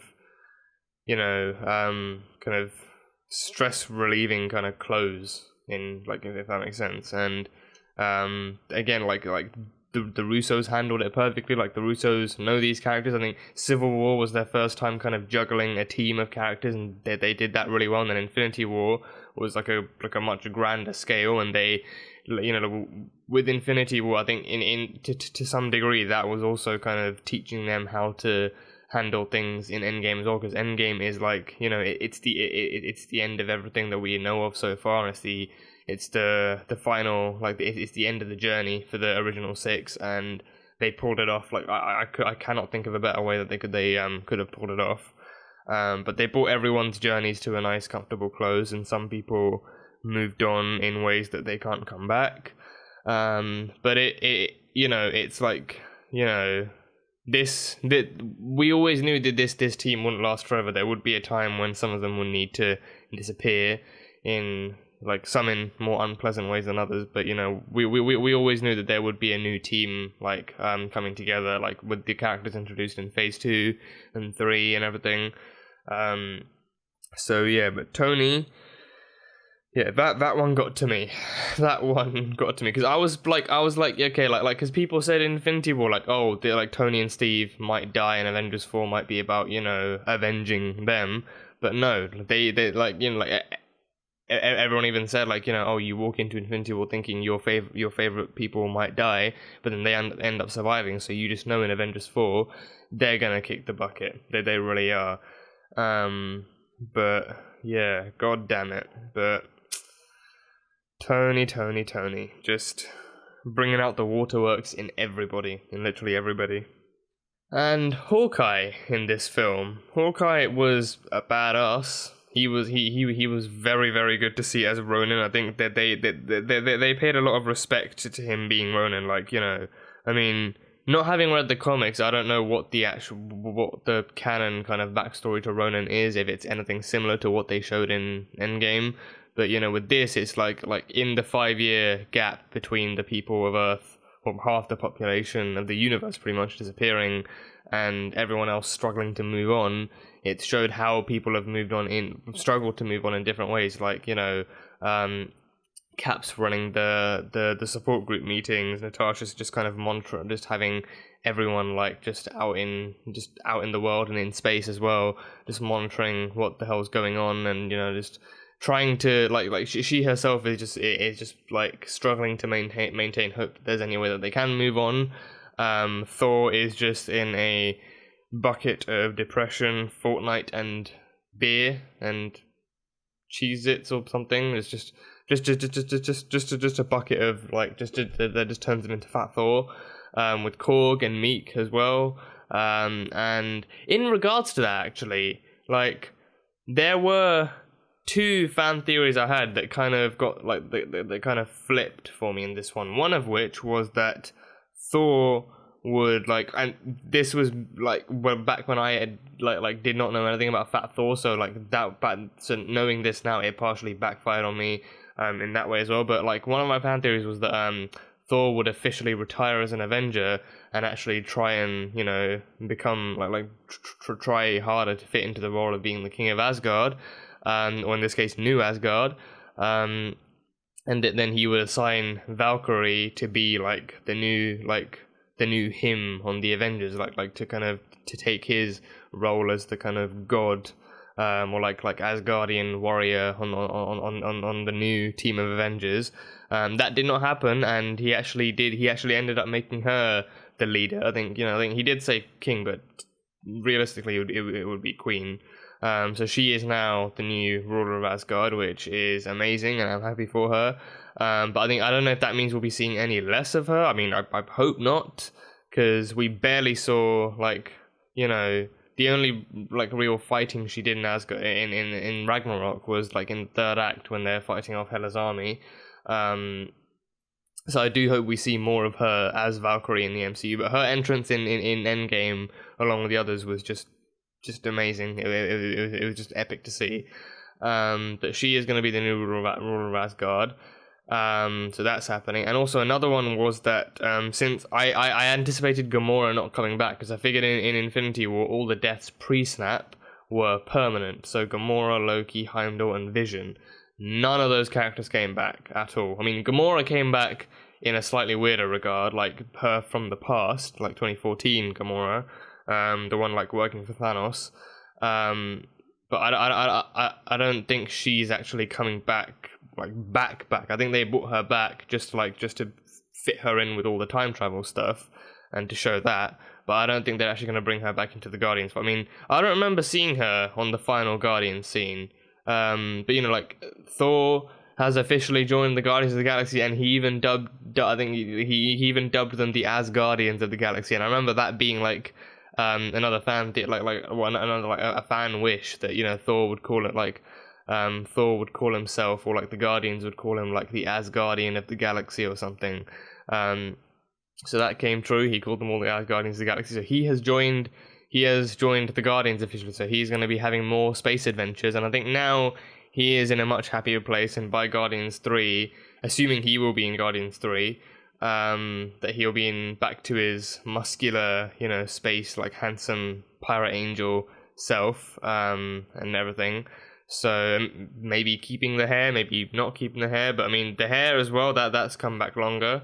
But yeah, I mean Guardians 3. So the Guardians are all officially back, and I think Nebula like Nebula joining the Guardians was actually something I actually anticipated as well, because I figured, you know, after having killed Thanos, or at least after having been part of killing Thanos, she would join the Guardians in Gamora's stead, and actually, and then like try from then on to be a hero. Like in this one, you know, she was a hero until she was captured by Thanos and her past self, and then Nebula took one of the pieces in her head off and put it on her own to act as a spy for Thanos, and then she was killed by present day Nebula. So I don't know if that kind of affects her timeline in any way, because she killed her past self. So I mean, if it was the other way around, like if her past self killed her future self, that would mean that, you know, when she gets to that point in time and then goes back, well, no, like they were still in the present day. So, you know, if she then moves forward in time and then all of this whatnot happens, then she will eventually be killed by her past self. But no, it was her present day self killing her past self. But, you know. But again, like they did say that the rules of time travel in this one were not incredibly conventional, like in Back to the Future or any other Hollywood time travel movie that Hollywood has done. And I think they explored that with the scene between Bruce and the Ancient One as well, like with the Ancient One showing the main MCU timeline with the Infinity Stones in place, and, you know, showing how the Infinity Stones are what keeps reality, like space and time, together and stops them from crumbling apart, because they're all present in one universe, in one timeline. But if you take one out permanently, then it creates a whole other timeline that, you know, benefits you, like benefits whatever happens in the present. But then in the original timeline, like, because the time stone isn't there, and because the Ancient One doesn't have it to protect the world from mystical threats, then it just changes more and more, which is why they came up with the solution of using them in the present, but when they're done, taking them all back to their original time and place, and then putting them right back, as if they never even took it, like so soon as if they never even took it. But then she did say that, like, that, I mean, there were still other things that happened that kind of, you know, that do make you feel like there are still alternate timelines out there. And I don't know if that would account for multiverse as well, because the way I've seen it, like, multiverses are like the way I've seen it interpreted, multiverses are always where, like, how the universe starts off but in a different way than the original universe, or like different way than another universe. Whereas a timeline is like, if you make a different choice in the present day or in the past, then it spawns a different timeline that, you know, gets affected because of that. But it wasn't different from the start as a whole. Like, it started the same way, but then halfway down the line someone made a different call, and then that spawned a different timeline. But there were things that happened in this that could, like, you know, like, what's an example? Like, what is an example? It's funny how, like, I say this, but I can't think of a theory to kind of support it. Oh, the elevator scene. We didn't get an elevator fight. That would have been awesome, but we didn't get another elevator fight. But the elevator scene where Cap picks up, present day Cap picks up the scepter from the strike team, the Hydra agents, and he whispers into, I think it's Jasper Sitwell's ear, "Hail Hydra."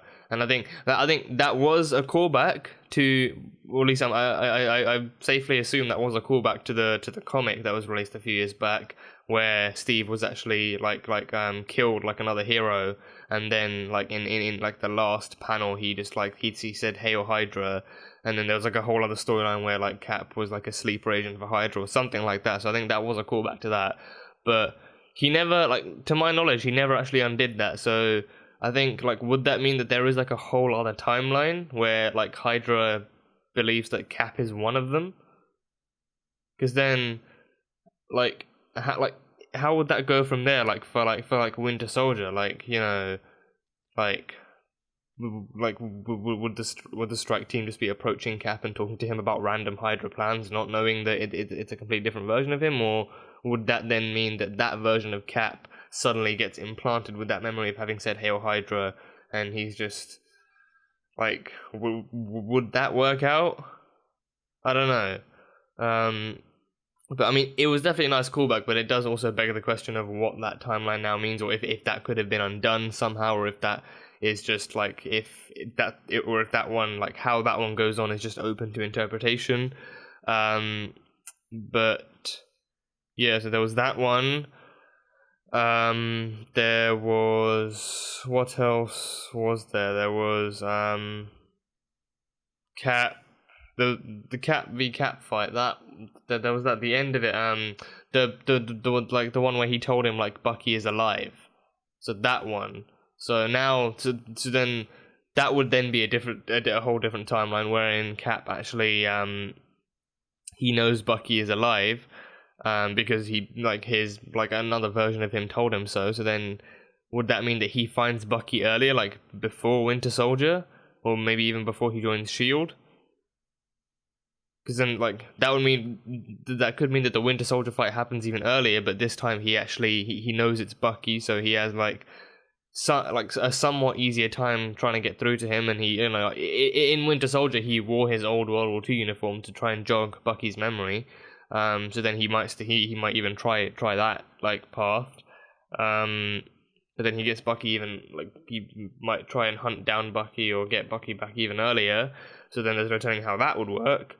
But yeah, there were so many other kind of incidents, choices the characters made that would kind of beg the question, well, what happens in this timeline? What does that mean for the MCU? So I mean, I don't think the multiverse theory should be completely discounted. It could still be possible, but I think it's mainly just there being alternate timelines now in the MCU where different characters know different things and how it affects how they actually move forward with it. And yeah, and I think I wonder if that would also prompt Steve to tell Tony earlier, or if that would give Steve more confidence to tell Tony, because he did find out in Winter Soldier that it was the Winter Soldier who was responsible for the deaths of Nick Fury and of Howard and Maria Stark. He didn't know it was the Winter Soldier, but it wasn't until afterwards that he actually found out, oh, it's Bucky. So he didn't know that in that sense, Bucky was responsible. But if he finds out this much earlier, I think having more time, in some regard, having more time to actually sort this whole Bucky and Winter Soldier ordeal out would might be able to give him more time to actually to actually break that news to Tony and actually prevent something like their fallout from actually happening as a whole. But I mean, Civil War might still happen purely because of the Accords, but I think that would take away the emotional levity of there being a rift between Tony and Cap because of because of what Bucky had actually done in years and years beforehand. But yeah, back to Hawkeye's segment. Went off on a bit of a time travel tangent there.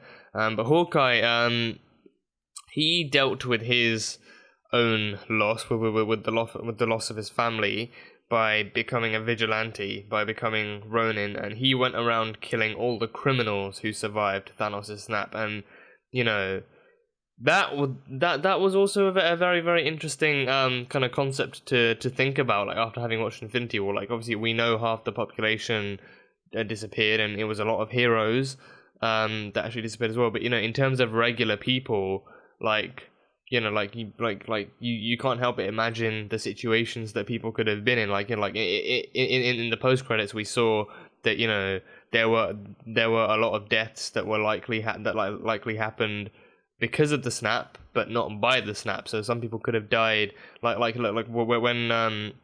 the post credits showed that helicopter crashing into the building. It was obviously because the pilot got turned to dust and died because of that. But then the people in the building, there's no guarantee they would have turned to dust. They would have died simply because of the explosion from the helicopter crash. And that was actually a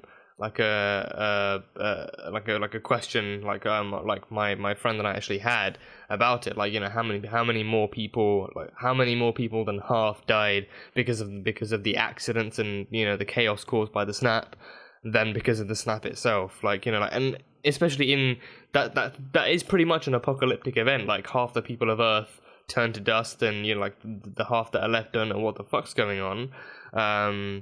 And there's no guarantee they immediately know the Avengers know about this, or that the Avengers somehow had anything to do with this, or even tried to prevent it. So, like, in any post-apocalyptic situation, what's always shown is that humanity descends into mental chaos, and there's always going to be stuff like riots and just all that sort of like street violence and whatnot.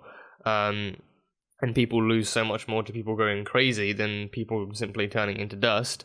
And like Clint's mindset in this is that there are still bad people left. Like, he lost his own family, and like they were good people, but there were other good people in the world who likely died because of the snap as well. But there are like half of what's left also contains criminals, and like the first report we hear from Rhodes about him is that he took down like a band of like cartel members who were like running like a weapon or drugs ring or something. But the crime scene reminisced like Ronin's MO. So he was like going around the world taking out criminals who survived Thanos' snap, and like that's what he had become, like a killer essentially.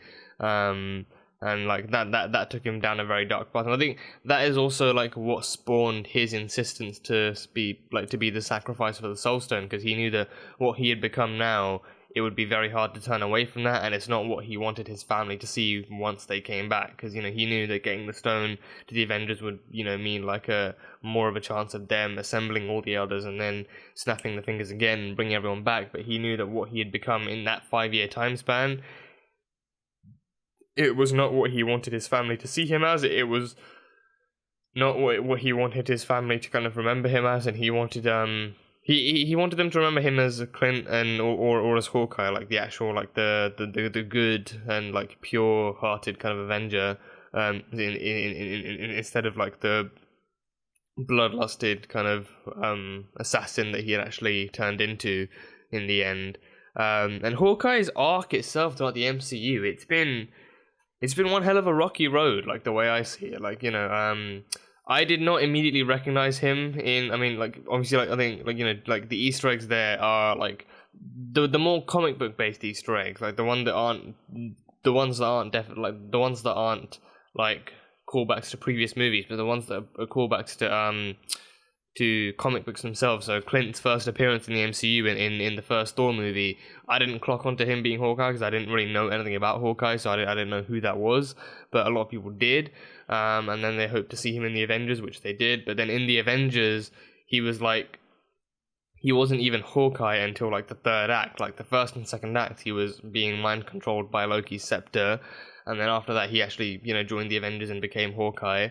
And after that, like, he's like Black Widow and Hulk. Like, Hulk has only had one solo movie, and that's with a different actor as a whole. But since Mark Ruffalo's joined the fold, like, he hasn't had. The only other even slightly solo outing he's had has been in Ragnarok, and that's because him and Thor were away from Civil War and had their own shit to deal with.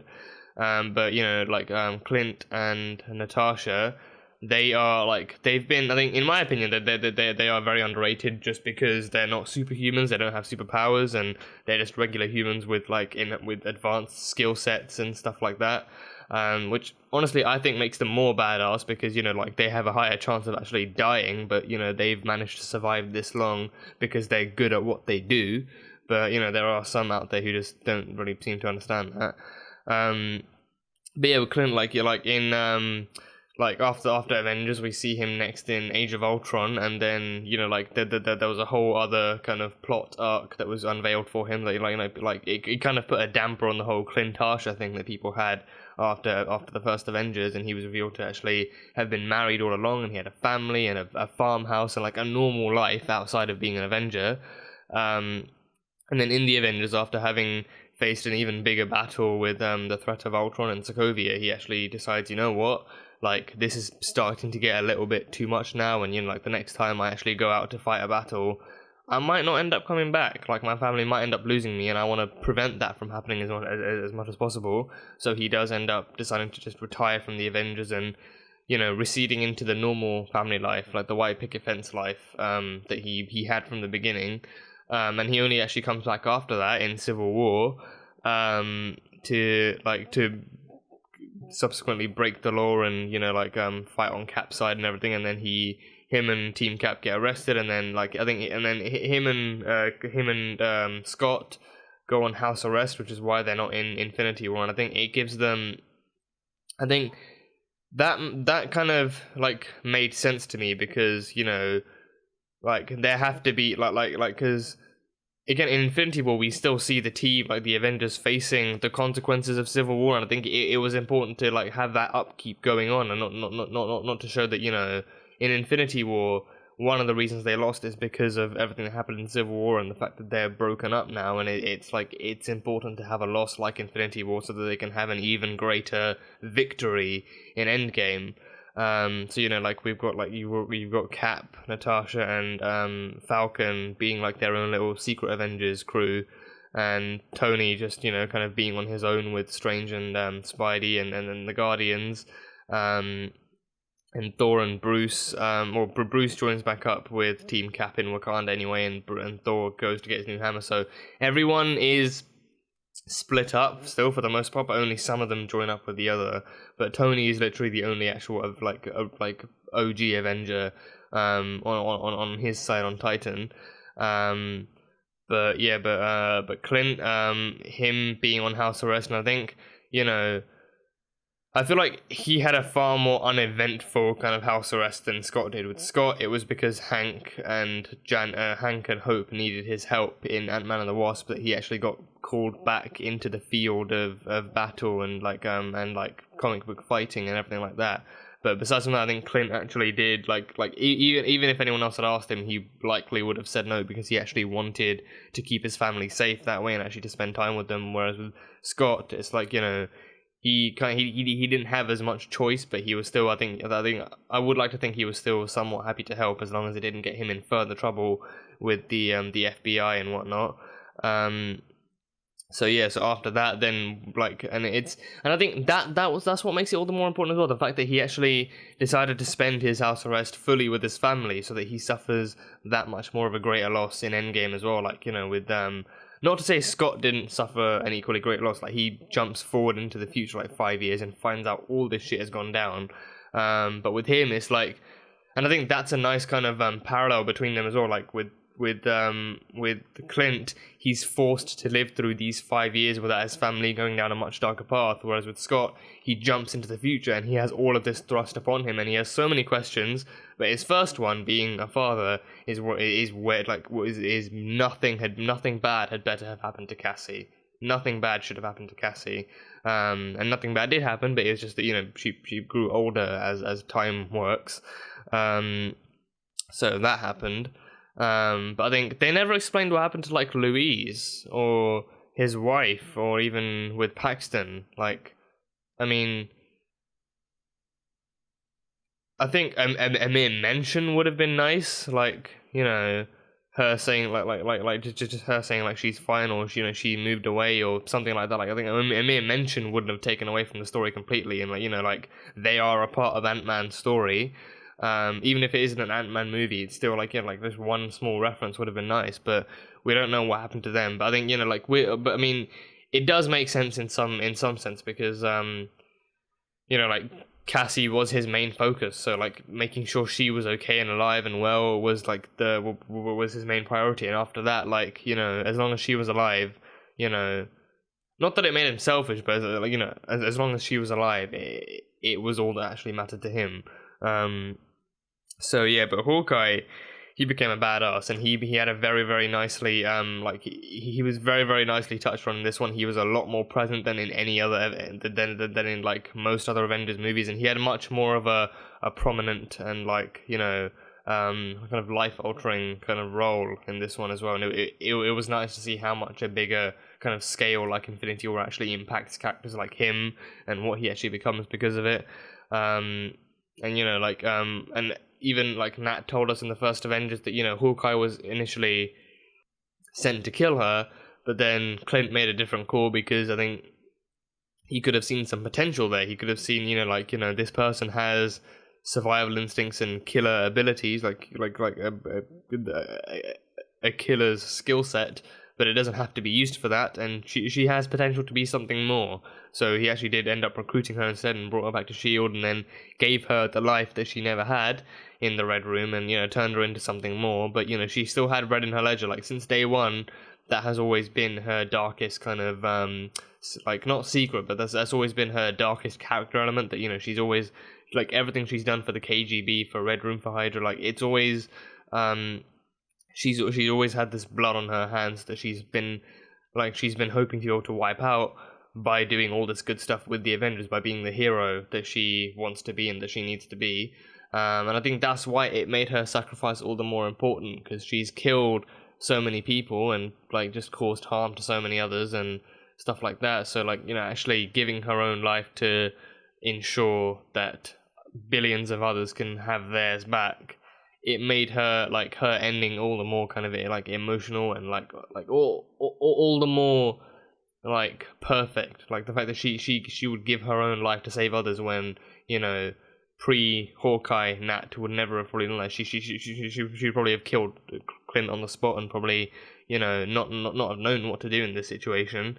But yeah, I think that gave her an even more, like, suitable kind of ending to her character arc as well. But I'm still not okay with how she died. I'm still emotional as shit over that.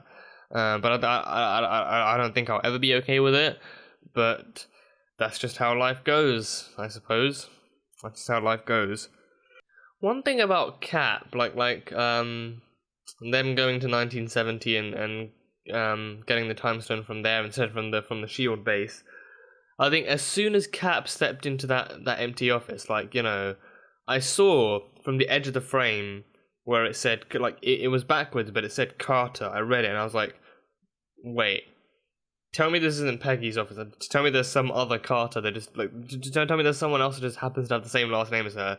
But then Steve finds the picture of pre-serum him on the desk, then checks the door, and then it says Margaret Carter, director. So she was director of S.H.I.E.L.D. Like, I mean, she helped found it, so that would make sense. Like, she's director of S.H.I.E.L.D. So that was a big win in my books as well. But as soon as I saw that, and then it showed in the window, like, Peggy talking to someone else and just walking around doing stuff, and then Steve saw her again, I knew that was the biggest that was the biggest chunk of foreshadowing as to what Steve would do in the end. Like, I figured, like, this must mean he survives, but he doesn't survive to stay in the present. He survives to chase that lost love, to chase the long-lost love, like the one he never got, the one that got away, essentially. And, I figure, like, this means that, it brings even more sense to his character arc since the first Avengers as well. Like, his arc has always been that he doesn't fit into this modern world. Like, he was thrust into it in the most uncomfortable way possible. Like, he woke up 70 years after falling into the ice, and then he's, being asked to fight this massive alien battle, and then he's doing all this other stuff and trying to move on. And I think what the Russos nailed with Winter Soldier so well was that, he has all these connections to his past life, but he's struggling to fit into the world. He can't be Steve Rogers in a world that, in a world that mostly needs Captain America, because he needs to be able to be something other than the guy with the shield. He needs to be himself, and he can't be that in a world without the war, or without, like, that kind of, like, without the love of his life, or without his best friend. Like, Bucky is there, but, he can't really move on from what he lost and, like, the time that he lost and all of that, and, he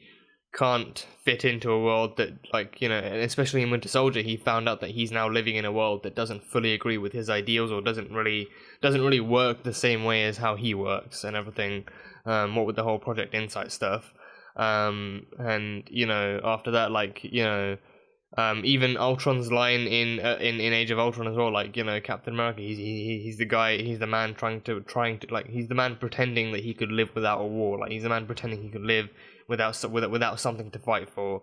And in the world of today, it's like there is so much to fight for, but it's just like the way he fights doesn't really work anymore. Like, that idealistic kind of good old, like, Boy Scout American, like, America's Golden Boy tactic, like, it doesn't work as well anymore, because the world is a lot darker. It's fulfilled with a lot more, like, manipulation and kind of secrecy and kind of, like, shadow tactics and whatnot.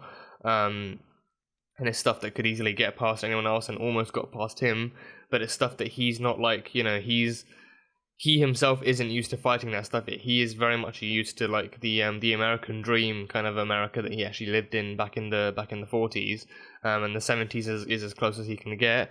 And he also wants that normal life, like being Captain America in the modern world. It showed him a version of Captain America that he can't be. He's used to being Captain America in the war, like the soldier that fights for the rights of others. But in this one, it's like, there are so many other things going on that interferes with that fight for the rights of others. And the fight for freedom as well, and it's just it makes the fight all the more complicated in a way that he's not able to handle yet. And he's only able to do his part, like he's only able to do his part in his own way. Like he can't really do someone else's job for them. Like he can only help them do the job, but he can only do that to an extent. Which is, in that sense, it also makes sense why he decided to retire as Cap and actually go back and get back what he loved. So I mean, don't get me wrong, I am very happy he got his happy ending. Him and Peggy both got their happy endings, but I feel like my only issue with it is that I feel like it fucked up Peggy's arc, because again, it's been stated multiple times. I think it's been established and developed in her TV show. It was shown in Winter Soldier that she managed to live her own life. Like, even if she couldn't fully move on from Steve, she managed to move on from her own life. She did find someone else that wasn't Steve, and fell in love with him, and had a family with him, and had like a whole life with him. So it fucks up things for him as well. Like that guy probably never has a family. Well, I mean, again, that guy might move on like with someone else. Like he might find someone else, but it fucks up the arc that they spent so long for Peggy. I mean, again, I'm less than a quarter of the way into the TV show, but I mean, as far as I know, they did spend a lot of time actually developing an arc for Peggy and like making like showing how she actually struggled but still managed to move on with her own life.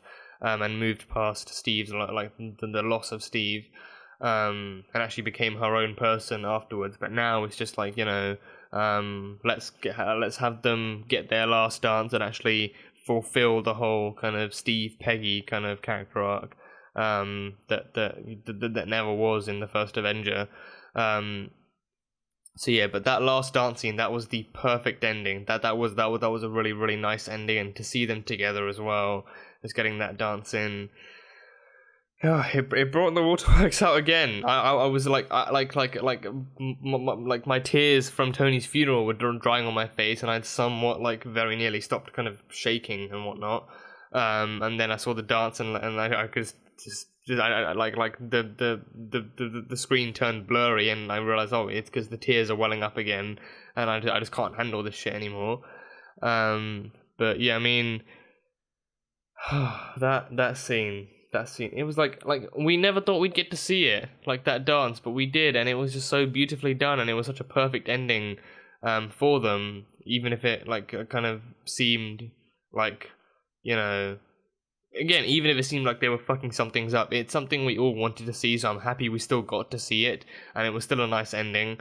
But yeah, that happened, and I don't think this is the last we'll be seeing of Steve Rogers. I mean, Captain America is now likely gonna be Falcon, and I think he may well pop up in the MCU, like in future Avengers movies. And I think in terms of the Avengers, I think they're going to be taking a break from now, because we've had 11 years worth of like Avengers stories and character arcs. So now the Avengers are going to be taking a break, and Phase 4 onwards is going to be just something completely new, and like the aftermath of Endgame as well. So we're going to have Guardians of the Galaxy 3 coming out with Thor on their side as well. Kevin Feige himself has said that Phase 4 of the MCU is going to be like, it's going to be a lot less grounded. There's a lot more for them to play with, with outer space going on in the quantum realm. So there's going to be a lot more of that. We're going to have Eternals, the Eternals movie coming out. We're going to have Shang-Chi, and just a whole bunch of other. We're going to have the Spider-Man Far From Home sequel. We're going to have Endgame. We're going to have Black Panther 2 coming out. Potentially a Captain Marvel sequel. I want to see a sequel to my girl Carol Danvers' story. And Doctor Strange 2 is is said to be coming out as well, so that's happening. And I think in regards to that, we've had, so this is also the end to the story of the big three. Like, Tony's dead, Thor's off with the Guardians, Cap got his happy ending, Steve got his happy ending. So that's this is the end of the big three that we've seen growing up on the big screen now. So I think moving forward from here, these characters, like, my pick for the new big three, the new kind of big, like, members of the Avengers, would be Captain Marvel, taking up the role of Captain, the leader, Doctor Strange, and Black Panther. Those would be the two. Those would be the three big players, like big new players I see coming into the fold when they release a new Avengers movie. When the time comes for the newer generation of heroes to realize, like, the original Avengers are gone. They've gone their separate ways. They've dropped that now. But the world, the universe, still needs the Avengers. Like, this universe still needs the Avengers. It still needs a team of heroes to stop threats that no one else can and all that jazz.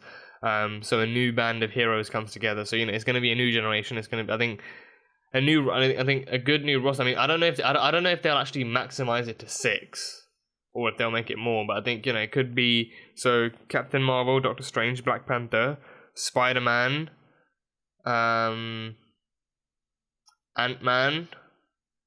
and I think perhaps Scarlet Witch as well. I think because she's still alive. Yeah, she's definitely still alive. And Scarlet Witch is, Wonders. I mean, well, no, Scarlet Witch has a TV show going on, doesn't she? Yeah, she has a TV show with like her and Vision coming. But I don't know. Vision didn't come back in this one, so I don't know how that one's gonna work.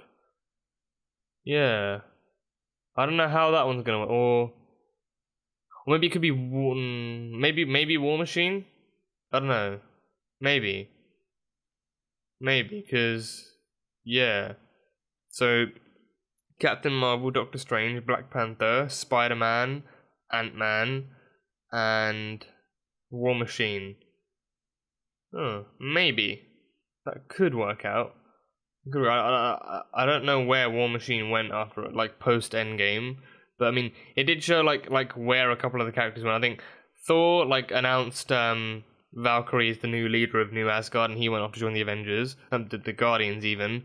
Cap got his happy ending. Tony and Natasha are dead. Clint went back with his family, so Clint is properly retired now. I don't think he's going to be coming out for any battles for a long time, if anything.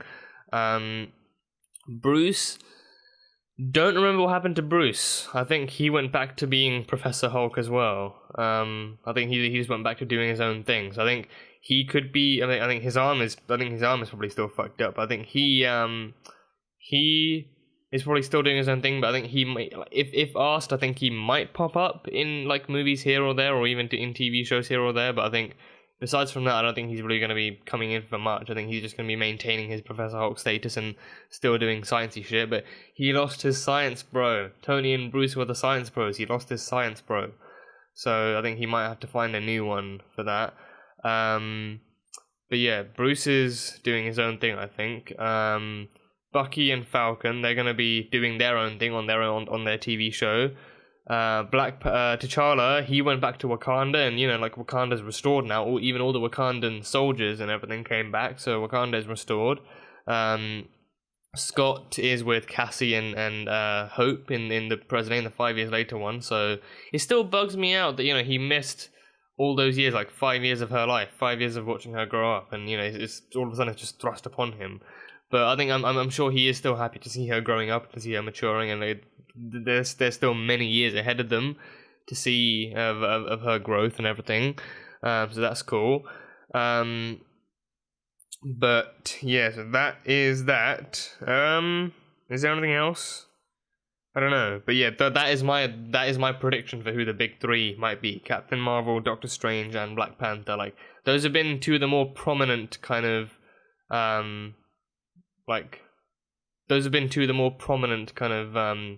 like newer generation characters that have been shown. Like Spider-Man, like he's even in his own solo movie, he wanted to be like a bit more of a, like, he wanted to be an Avenger, but once he knew what that really meant and how dangerous that was, he just decided to be more of a street level kind of hero and, like, a friendly neighborhood Spider-Man. But with Captain Marvel and and Doctor Strange and Black Panther, like they know how to handle the bigger risks and the bigger villains and whatnot. They can handle such grave challenges and everything. So it would make sense for them to be more of like the newer band of Avengers and everything, and just to see a team up between them would be awesome. We didn't really see much of the Dusted interacting. I think, you know, like the Gauntlet transfer was awesome to see. Like first it was Clint, then it was passed down to Black Panther, then Spider-Man took it on, and then Captain Marvel took it. That was a good scene. Like literally, like, you know, passing it down from the old to the new, passing it down from one of the OGs to one of the new Gs. So yeah. But besides from that, I don't know what the future of the MCU holds for us, but just, you know, the idea of there being an all bigger universe out there for us to explore and for our heroes to explore. And yeah, I think Thor joining I think Guardians 3, I think we may well be seeing Adam Warlock as well, because in the Guardians 2 post-credit scene we saw the Golden Lady, forgot her name, but we saw the Golden Lady actually like looking at this kind of metal kind of cocoon with wires and stuff going in, saying that she was creating a new being, something that even the Guardians of the Galaxy couldn't defeat. And she said, you know what, I think I might call him Adam. So that is the biggest kind of foreshadowing to Adam Warlock coming in. So I think he will be the main villain. I think in the comics, I don't know if he's actually a villain or if he's like a villain turned hero, or just, you know, like just someone who runs into the heroes, thinks they're a threat, fights them, then reconciles, and then all of that jazz happens. But I don't know. But I think he may well be joining up into the fray for Guardians 3. So I think that will be coming up in 2020, I believe. I think, yeah. But it's going to be fun to see him with them anyway. And I think I'm hoping at some point Thor and Quill actually get along, and, like, you know, Thor doesn't just, you know, just like Quill doesn't just see Thor as some kind of contender or something for the leader of the Guardians title. Like, that was a scene that I was just kind of shaking my head at, because I was still reeling in from all the emotional scenes beforehand, so I wasn't really digesting much of the comedy left over. But yeah, so that I can tick that off my spec list. But yeah, I think there were many heroes in the final battle that got a chance to shine, and I think, you know, like Spidey, we saw him and Tony reuniting, and then finally getting like an actual father-son like hug in the end. His instant kill mode, we finally saw that. Like, we finally saw him actually bringing that up, like telling Karen to turn on instant kill mode, because we saw it in Homecoming and he was like, no, I don't want to kill anyone, I just want to incapacitate them, or like just, you know, just put them to sleep or something. So ever since then we thought, you know, in Infinity War he might activate it then, but he still didn't. But then come Endgame, when he's just being like swarmed up by a horde of Outriders, he's just like, Karen, activate instant kill mode, and then it's just like the spider legs just stabbing each and every Outrider at like a 360-degree angle, like pincers or something. So he does slowly start getting overwhelmed, and then just, you know, swings through by Mjolnir when Cap swings it. So that was a cool moment to see. And Scarlet Witch. I mean, granted, it's the most powerful we've seen her so far, and it was she was still emotionally charged, but she was a lot stronger. She was a lot less kind of devastated, and she was a lot more kind of vengeful in this one. So, you know, she was just like, you know, you took everything from me, and, you know, you may not know who I am, but you're about to find out who I am. And then she just starts charging him with hex bolts and debris and just everything all at once. So looking forward to seeing how they actually enhance her abilities in her solo show. And seeing what the hell Vision actually has to do with it. And I don't know if they're actually going to be bringing him back just for that, or how they're going to explain him being brought back, because I mean, you know, his body's still in Wakanda, I presume, like his dead body, with the Mind Stone taken out, and as far as I know, Tony used the stones in his own suit, but they're not gone, I don't think. Like, he used them for his version of the snap, but they're not gone. So I think maybe because like, there was a fan theory that in Endgame, they could actually try and resurrect Vision in Wakanda, like try and get the stones back, or at least try and get the Mind Stone back. But then Shuri could rebuild him somehow with vibranium in Wakanda. And that was even in the Hishi. Like in the Hishi, after Thor actually cut off Thanos' arm,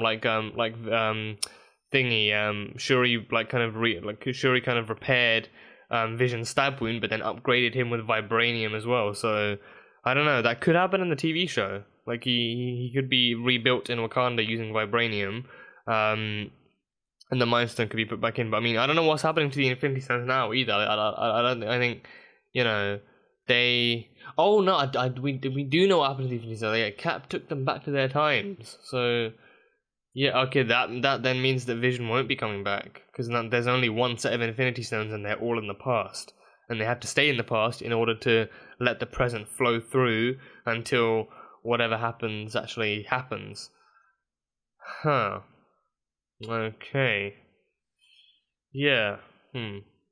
That makes sense.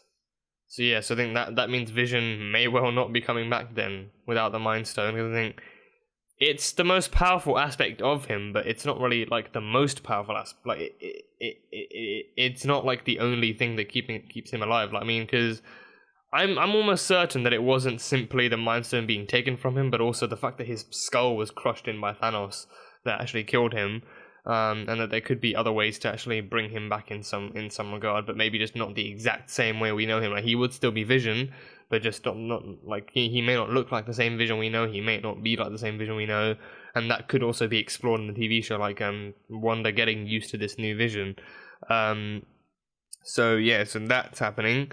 Bucky and Falcon, that's going to be a TV show. That's going to be their thing, and I think Bucky. I think it's. I think I don't know if I don't know. I mean, I still don't know if he's going to stay as the Winter Soldier, because the Winter Soldier mantle doesn't really hold any good kind of things to its name. He's known as the Winter Soldier for being a murderer and for being an assassin, and then he adopted the White Wolf mantle whilst in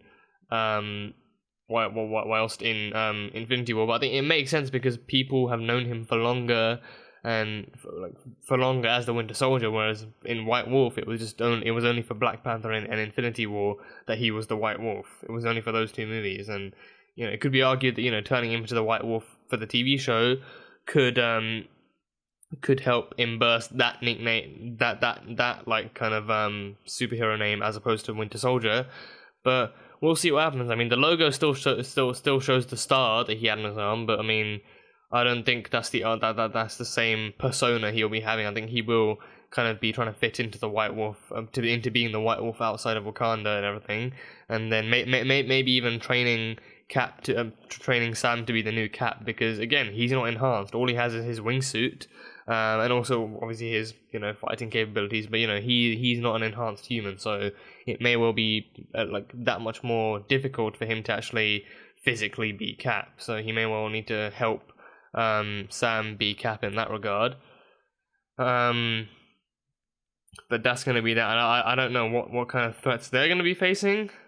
I think Hydra, for the most part, is down anyway, so I think Hydra may not be as much of a threat for them. But I feel like it's gonna be their series is gonna be emotional and dramatic and stuff, but it's also gonna be reminiscent of a kind of buddy cop comedy. It's gonna be that kind of dynamic duo, just kicking ass and having fun and occasionally poking fun at each other and stuff like that. And in real life, Anthony Mackie and Sebastian Stan get along really well, so I think that kind of chemistry is gonna translate really well, because with these Marvel movies, the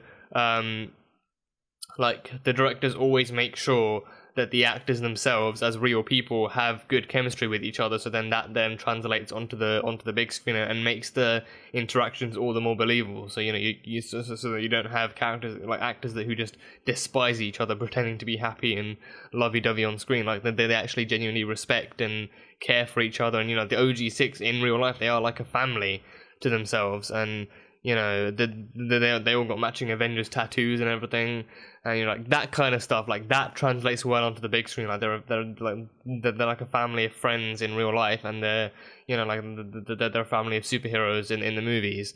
So like their friendship, I feel it is going to be well translated onto the big screen, and it's going to show that kind of evolution between them as well. But Loki is also getting his own TV series, but that's going to be more of a prequel series. And the premise for that, from what I've heard, is going to be talking about, it's going to be narrated by Tom Hiddleston, but it's going to be talking about how Loki, being a trickster and being a shapeshifter, has influenced human history over the past 100 or so years. So that should also be interesting enough to watch. I think, and especially since Loki is known to be like a kind of like a deviator and like a manipulative and whatnot, it would be interesting to see how he's tried to. I think it could be in the premise that he's trying to see if humanity is as good as Thor sees them as, and maybe if he tries to manipulate them into doing something bad, maybe one or two could actually see past his tricks and actually do something the opposite or do something else entirely. But I think it should be an interesting enough series to watch. So that's coming. Hawkeye is also getting his own TV show, and it's also rumored to be with Kate Bishop, like I think, who is his daughter, and is also the newest, the younger Avenger version of himself. So I think his daughter that we saw in this movie, I think that may well have been Kate. I can't remember what name he called her. I think it was Laura's his wife, so it wasn't that. But I can't remember if it was Kate that he actually called out when he went back in time, or if it was something else. But I think Kate Bishop, that may have been Kate Bishop that we saw in his movie. But correct me if I'm wrong on that one. But I think he is going to be in that TV show, and I think he's going to be training Kate to be the new Hawkeye, the new version of himself. So yeah, that is pretty much everything I have, and this is all still after my first viewing, so there is likely a lot of stuff I missed out on. There is likely a lot of stuff that I kind of misinterpreted along the way. But if you can't tell, I've been having to do this video in sections because I haven't been able to do this review in one sitting. It's always been in sections and stuff. So I've sometimes I've lost track of where I left off in the last video. So yeah, but this movie was nothing short of incredible. It was nothing short of incredible, and it's time and time again the MCU has proved itself to be capable of standing strong and just making all of these interconnected movies. And Kevin Feige himself has proven that he's able to think like a true storyteller and show how all these characters work together and work apart, or don't work apart in some cases. And the Russos, from Winter Soldier to now, the Russos have proved that they know how to handle characters, and they know how to handle grit and emotion and drama and just comedy as well. All of their movies have had a great blend of action and drama and comedy. It's to me, nothing has ever felt forced. They've never shoehorned in a joke just for the sake of having a joke. They've always they've always made sure the comedy in movies in their movies grows dramatically, and it's there because it actually works, and not because we can throw a joke in here, let's throw a joke in here.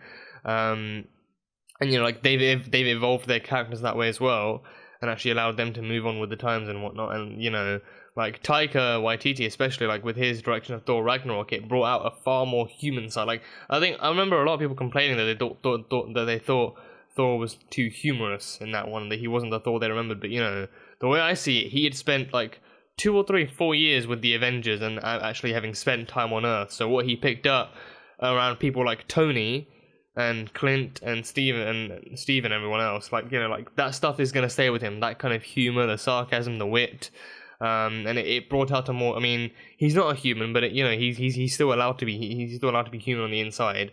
And he was with Bruce as well throughout Ragnarok. So that him having his friend there was a huge help to him. But it brought out a more human side that I think it was very nice to see. And he's still the character who suffered the biggest losses. He has lost literally everything: his parents, his siblings, his home, his land, his people. So with this, we see how low he's actually dropped in this one, and I think the Russos handled that one perfectly as well. He's fallen into a deep depression of lackluster kind of humor and beer and Fortnite. And he's barely hanging on as it is, and he doesn't no one in this movie wants to be given any false hope. Like, some of them have managed to move on in ways that they've found some semblance of comfort in, and some haven't moved on, but no one wants any false hope. That's also another recurring theme in this. Like, 5 years later, some have moved on, some haven't, but no one wants to be given any false hope that, oh, we can bring them back. Like, like even Clint, when Natasha tells him, he's just like, don't do it. Don't give me hope, and then just, tell me, oh, it's not going to work because we don't have this or that. Like, don't give anyone false hope that they can bring all their loved ones back, and then just say, oh, we don't, have all the Infinity Stones, or we don't have this or that, so we can't actually do it in the end. We're just still going to have to move on. But yeah, I think, I'm definitely one of those people, like, the MCU's been a weird journey for me, because I'm definitely one of those people who grew up with the MCU, but I wasn't aware of it with Iron Man. I did not even know about the MCU until the Avengers came out. Like, I think I'd known about Iron Man and Thor and Cap, and I'd seen all those movies before the first Avengers came out. And I think it was only after the first Avengers came out that I actually saw the Incredible Hulk, so that was a bit weird. But, I was not aware of the MCU until the Avengers came up, because that's the first time we saw all those heroes together, and, I lost it. I loved seeing them together, and, despite not having read the comics and my knowledge on these characters being exclusive to whatever happened in these movies, I was still in love with this whole universe and, like, the possibilities that it brought. And Phase 2 and Phase 3 came along, and just, I watched all these movies, and, gossiped about it with my friends and whatnot. And it grew into something huge, and to grow up being a part of something this big, it's just astonishing. And like to know that you're alive at the same time that this universe is growing and it's creating more and more. It's just it's just amazing to be a part of it all. And I think that is especially what Kevin Feige does so well. Like the people at Marvel Studios, they listen to their fans, because Kevin Feige himself is just a massive comic book nerd. Like, he knows what the fans want, because he is a fan himself. He knows the fans want to see the Avengers teaming up for the first time. He knows we want to see Cap lifting Mjolnir and saying Avengers Assemble and all the Avengers old and new fighting. Like, he knows that in Endgame, everything that we've seen foreshadowed in previous movies, we want to see it fortified in this movie, and he gave it to us. Him and the Russos, they all gave it to us, and he knows that, like, because of that, the payoff is especially big, and it needs to be big. And he planned that all out perfectly. His planning from Iron Man 1 to now has been fucking flawless. So I cannot wait to see what he brings us in Phase 4 and onwards, and what he brings with everything else. And it shows that he spent this long building up the Avengers and building up the Avengers versus Thanos. So when the time comes, it's not going to be anytime soon. He's told us this. Like, it's not for another few years. Like, he's already got the next 5 years worth of movies planned now. So it's not going to be any time until after then that he even thinks about bringing the Fantastic Four and the X-Men into this. Like, we have it.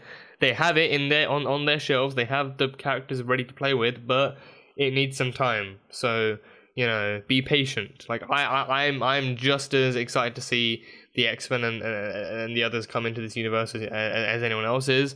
So like, I know when the time comes, Kevin Feige will have a master plan for them as well, and there will come a day when we see the Avengers and the X-Men and the Fantastic Four fighting against each other, or together, or both.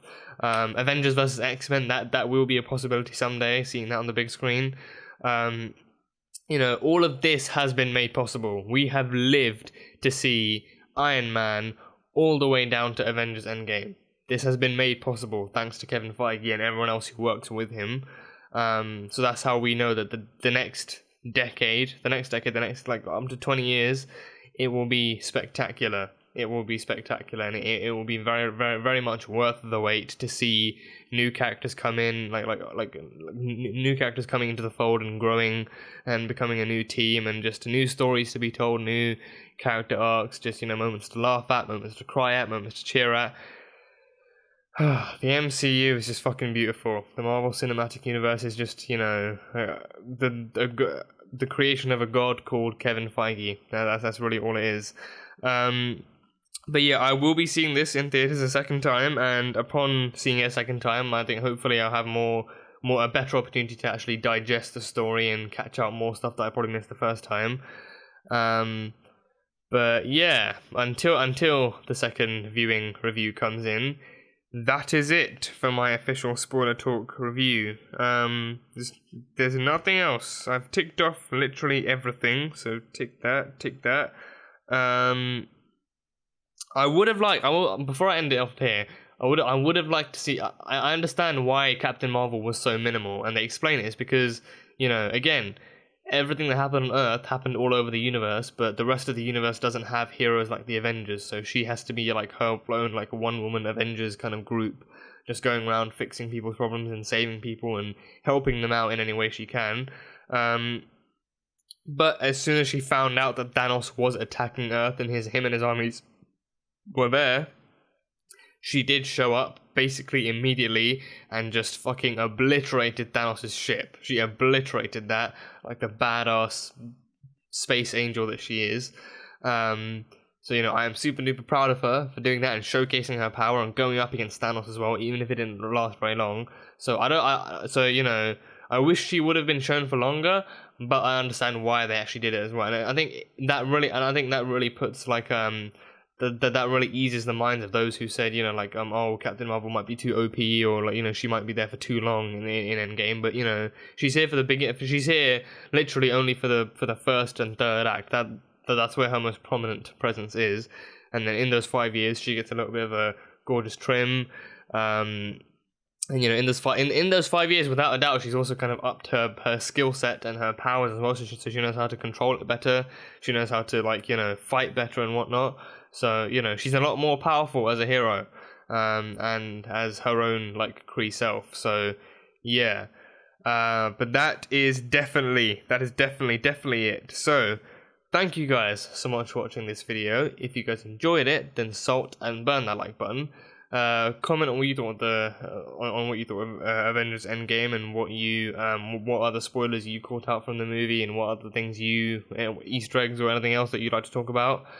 And yeah, that is it. So I will see you guys next time.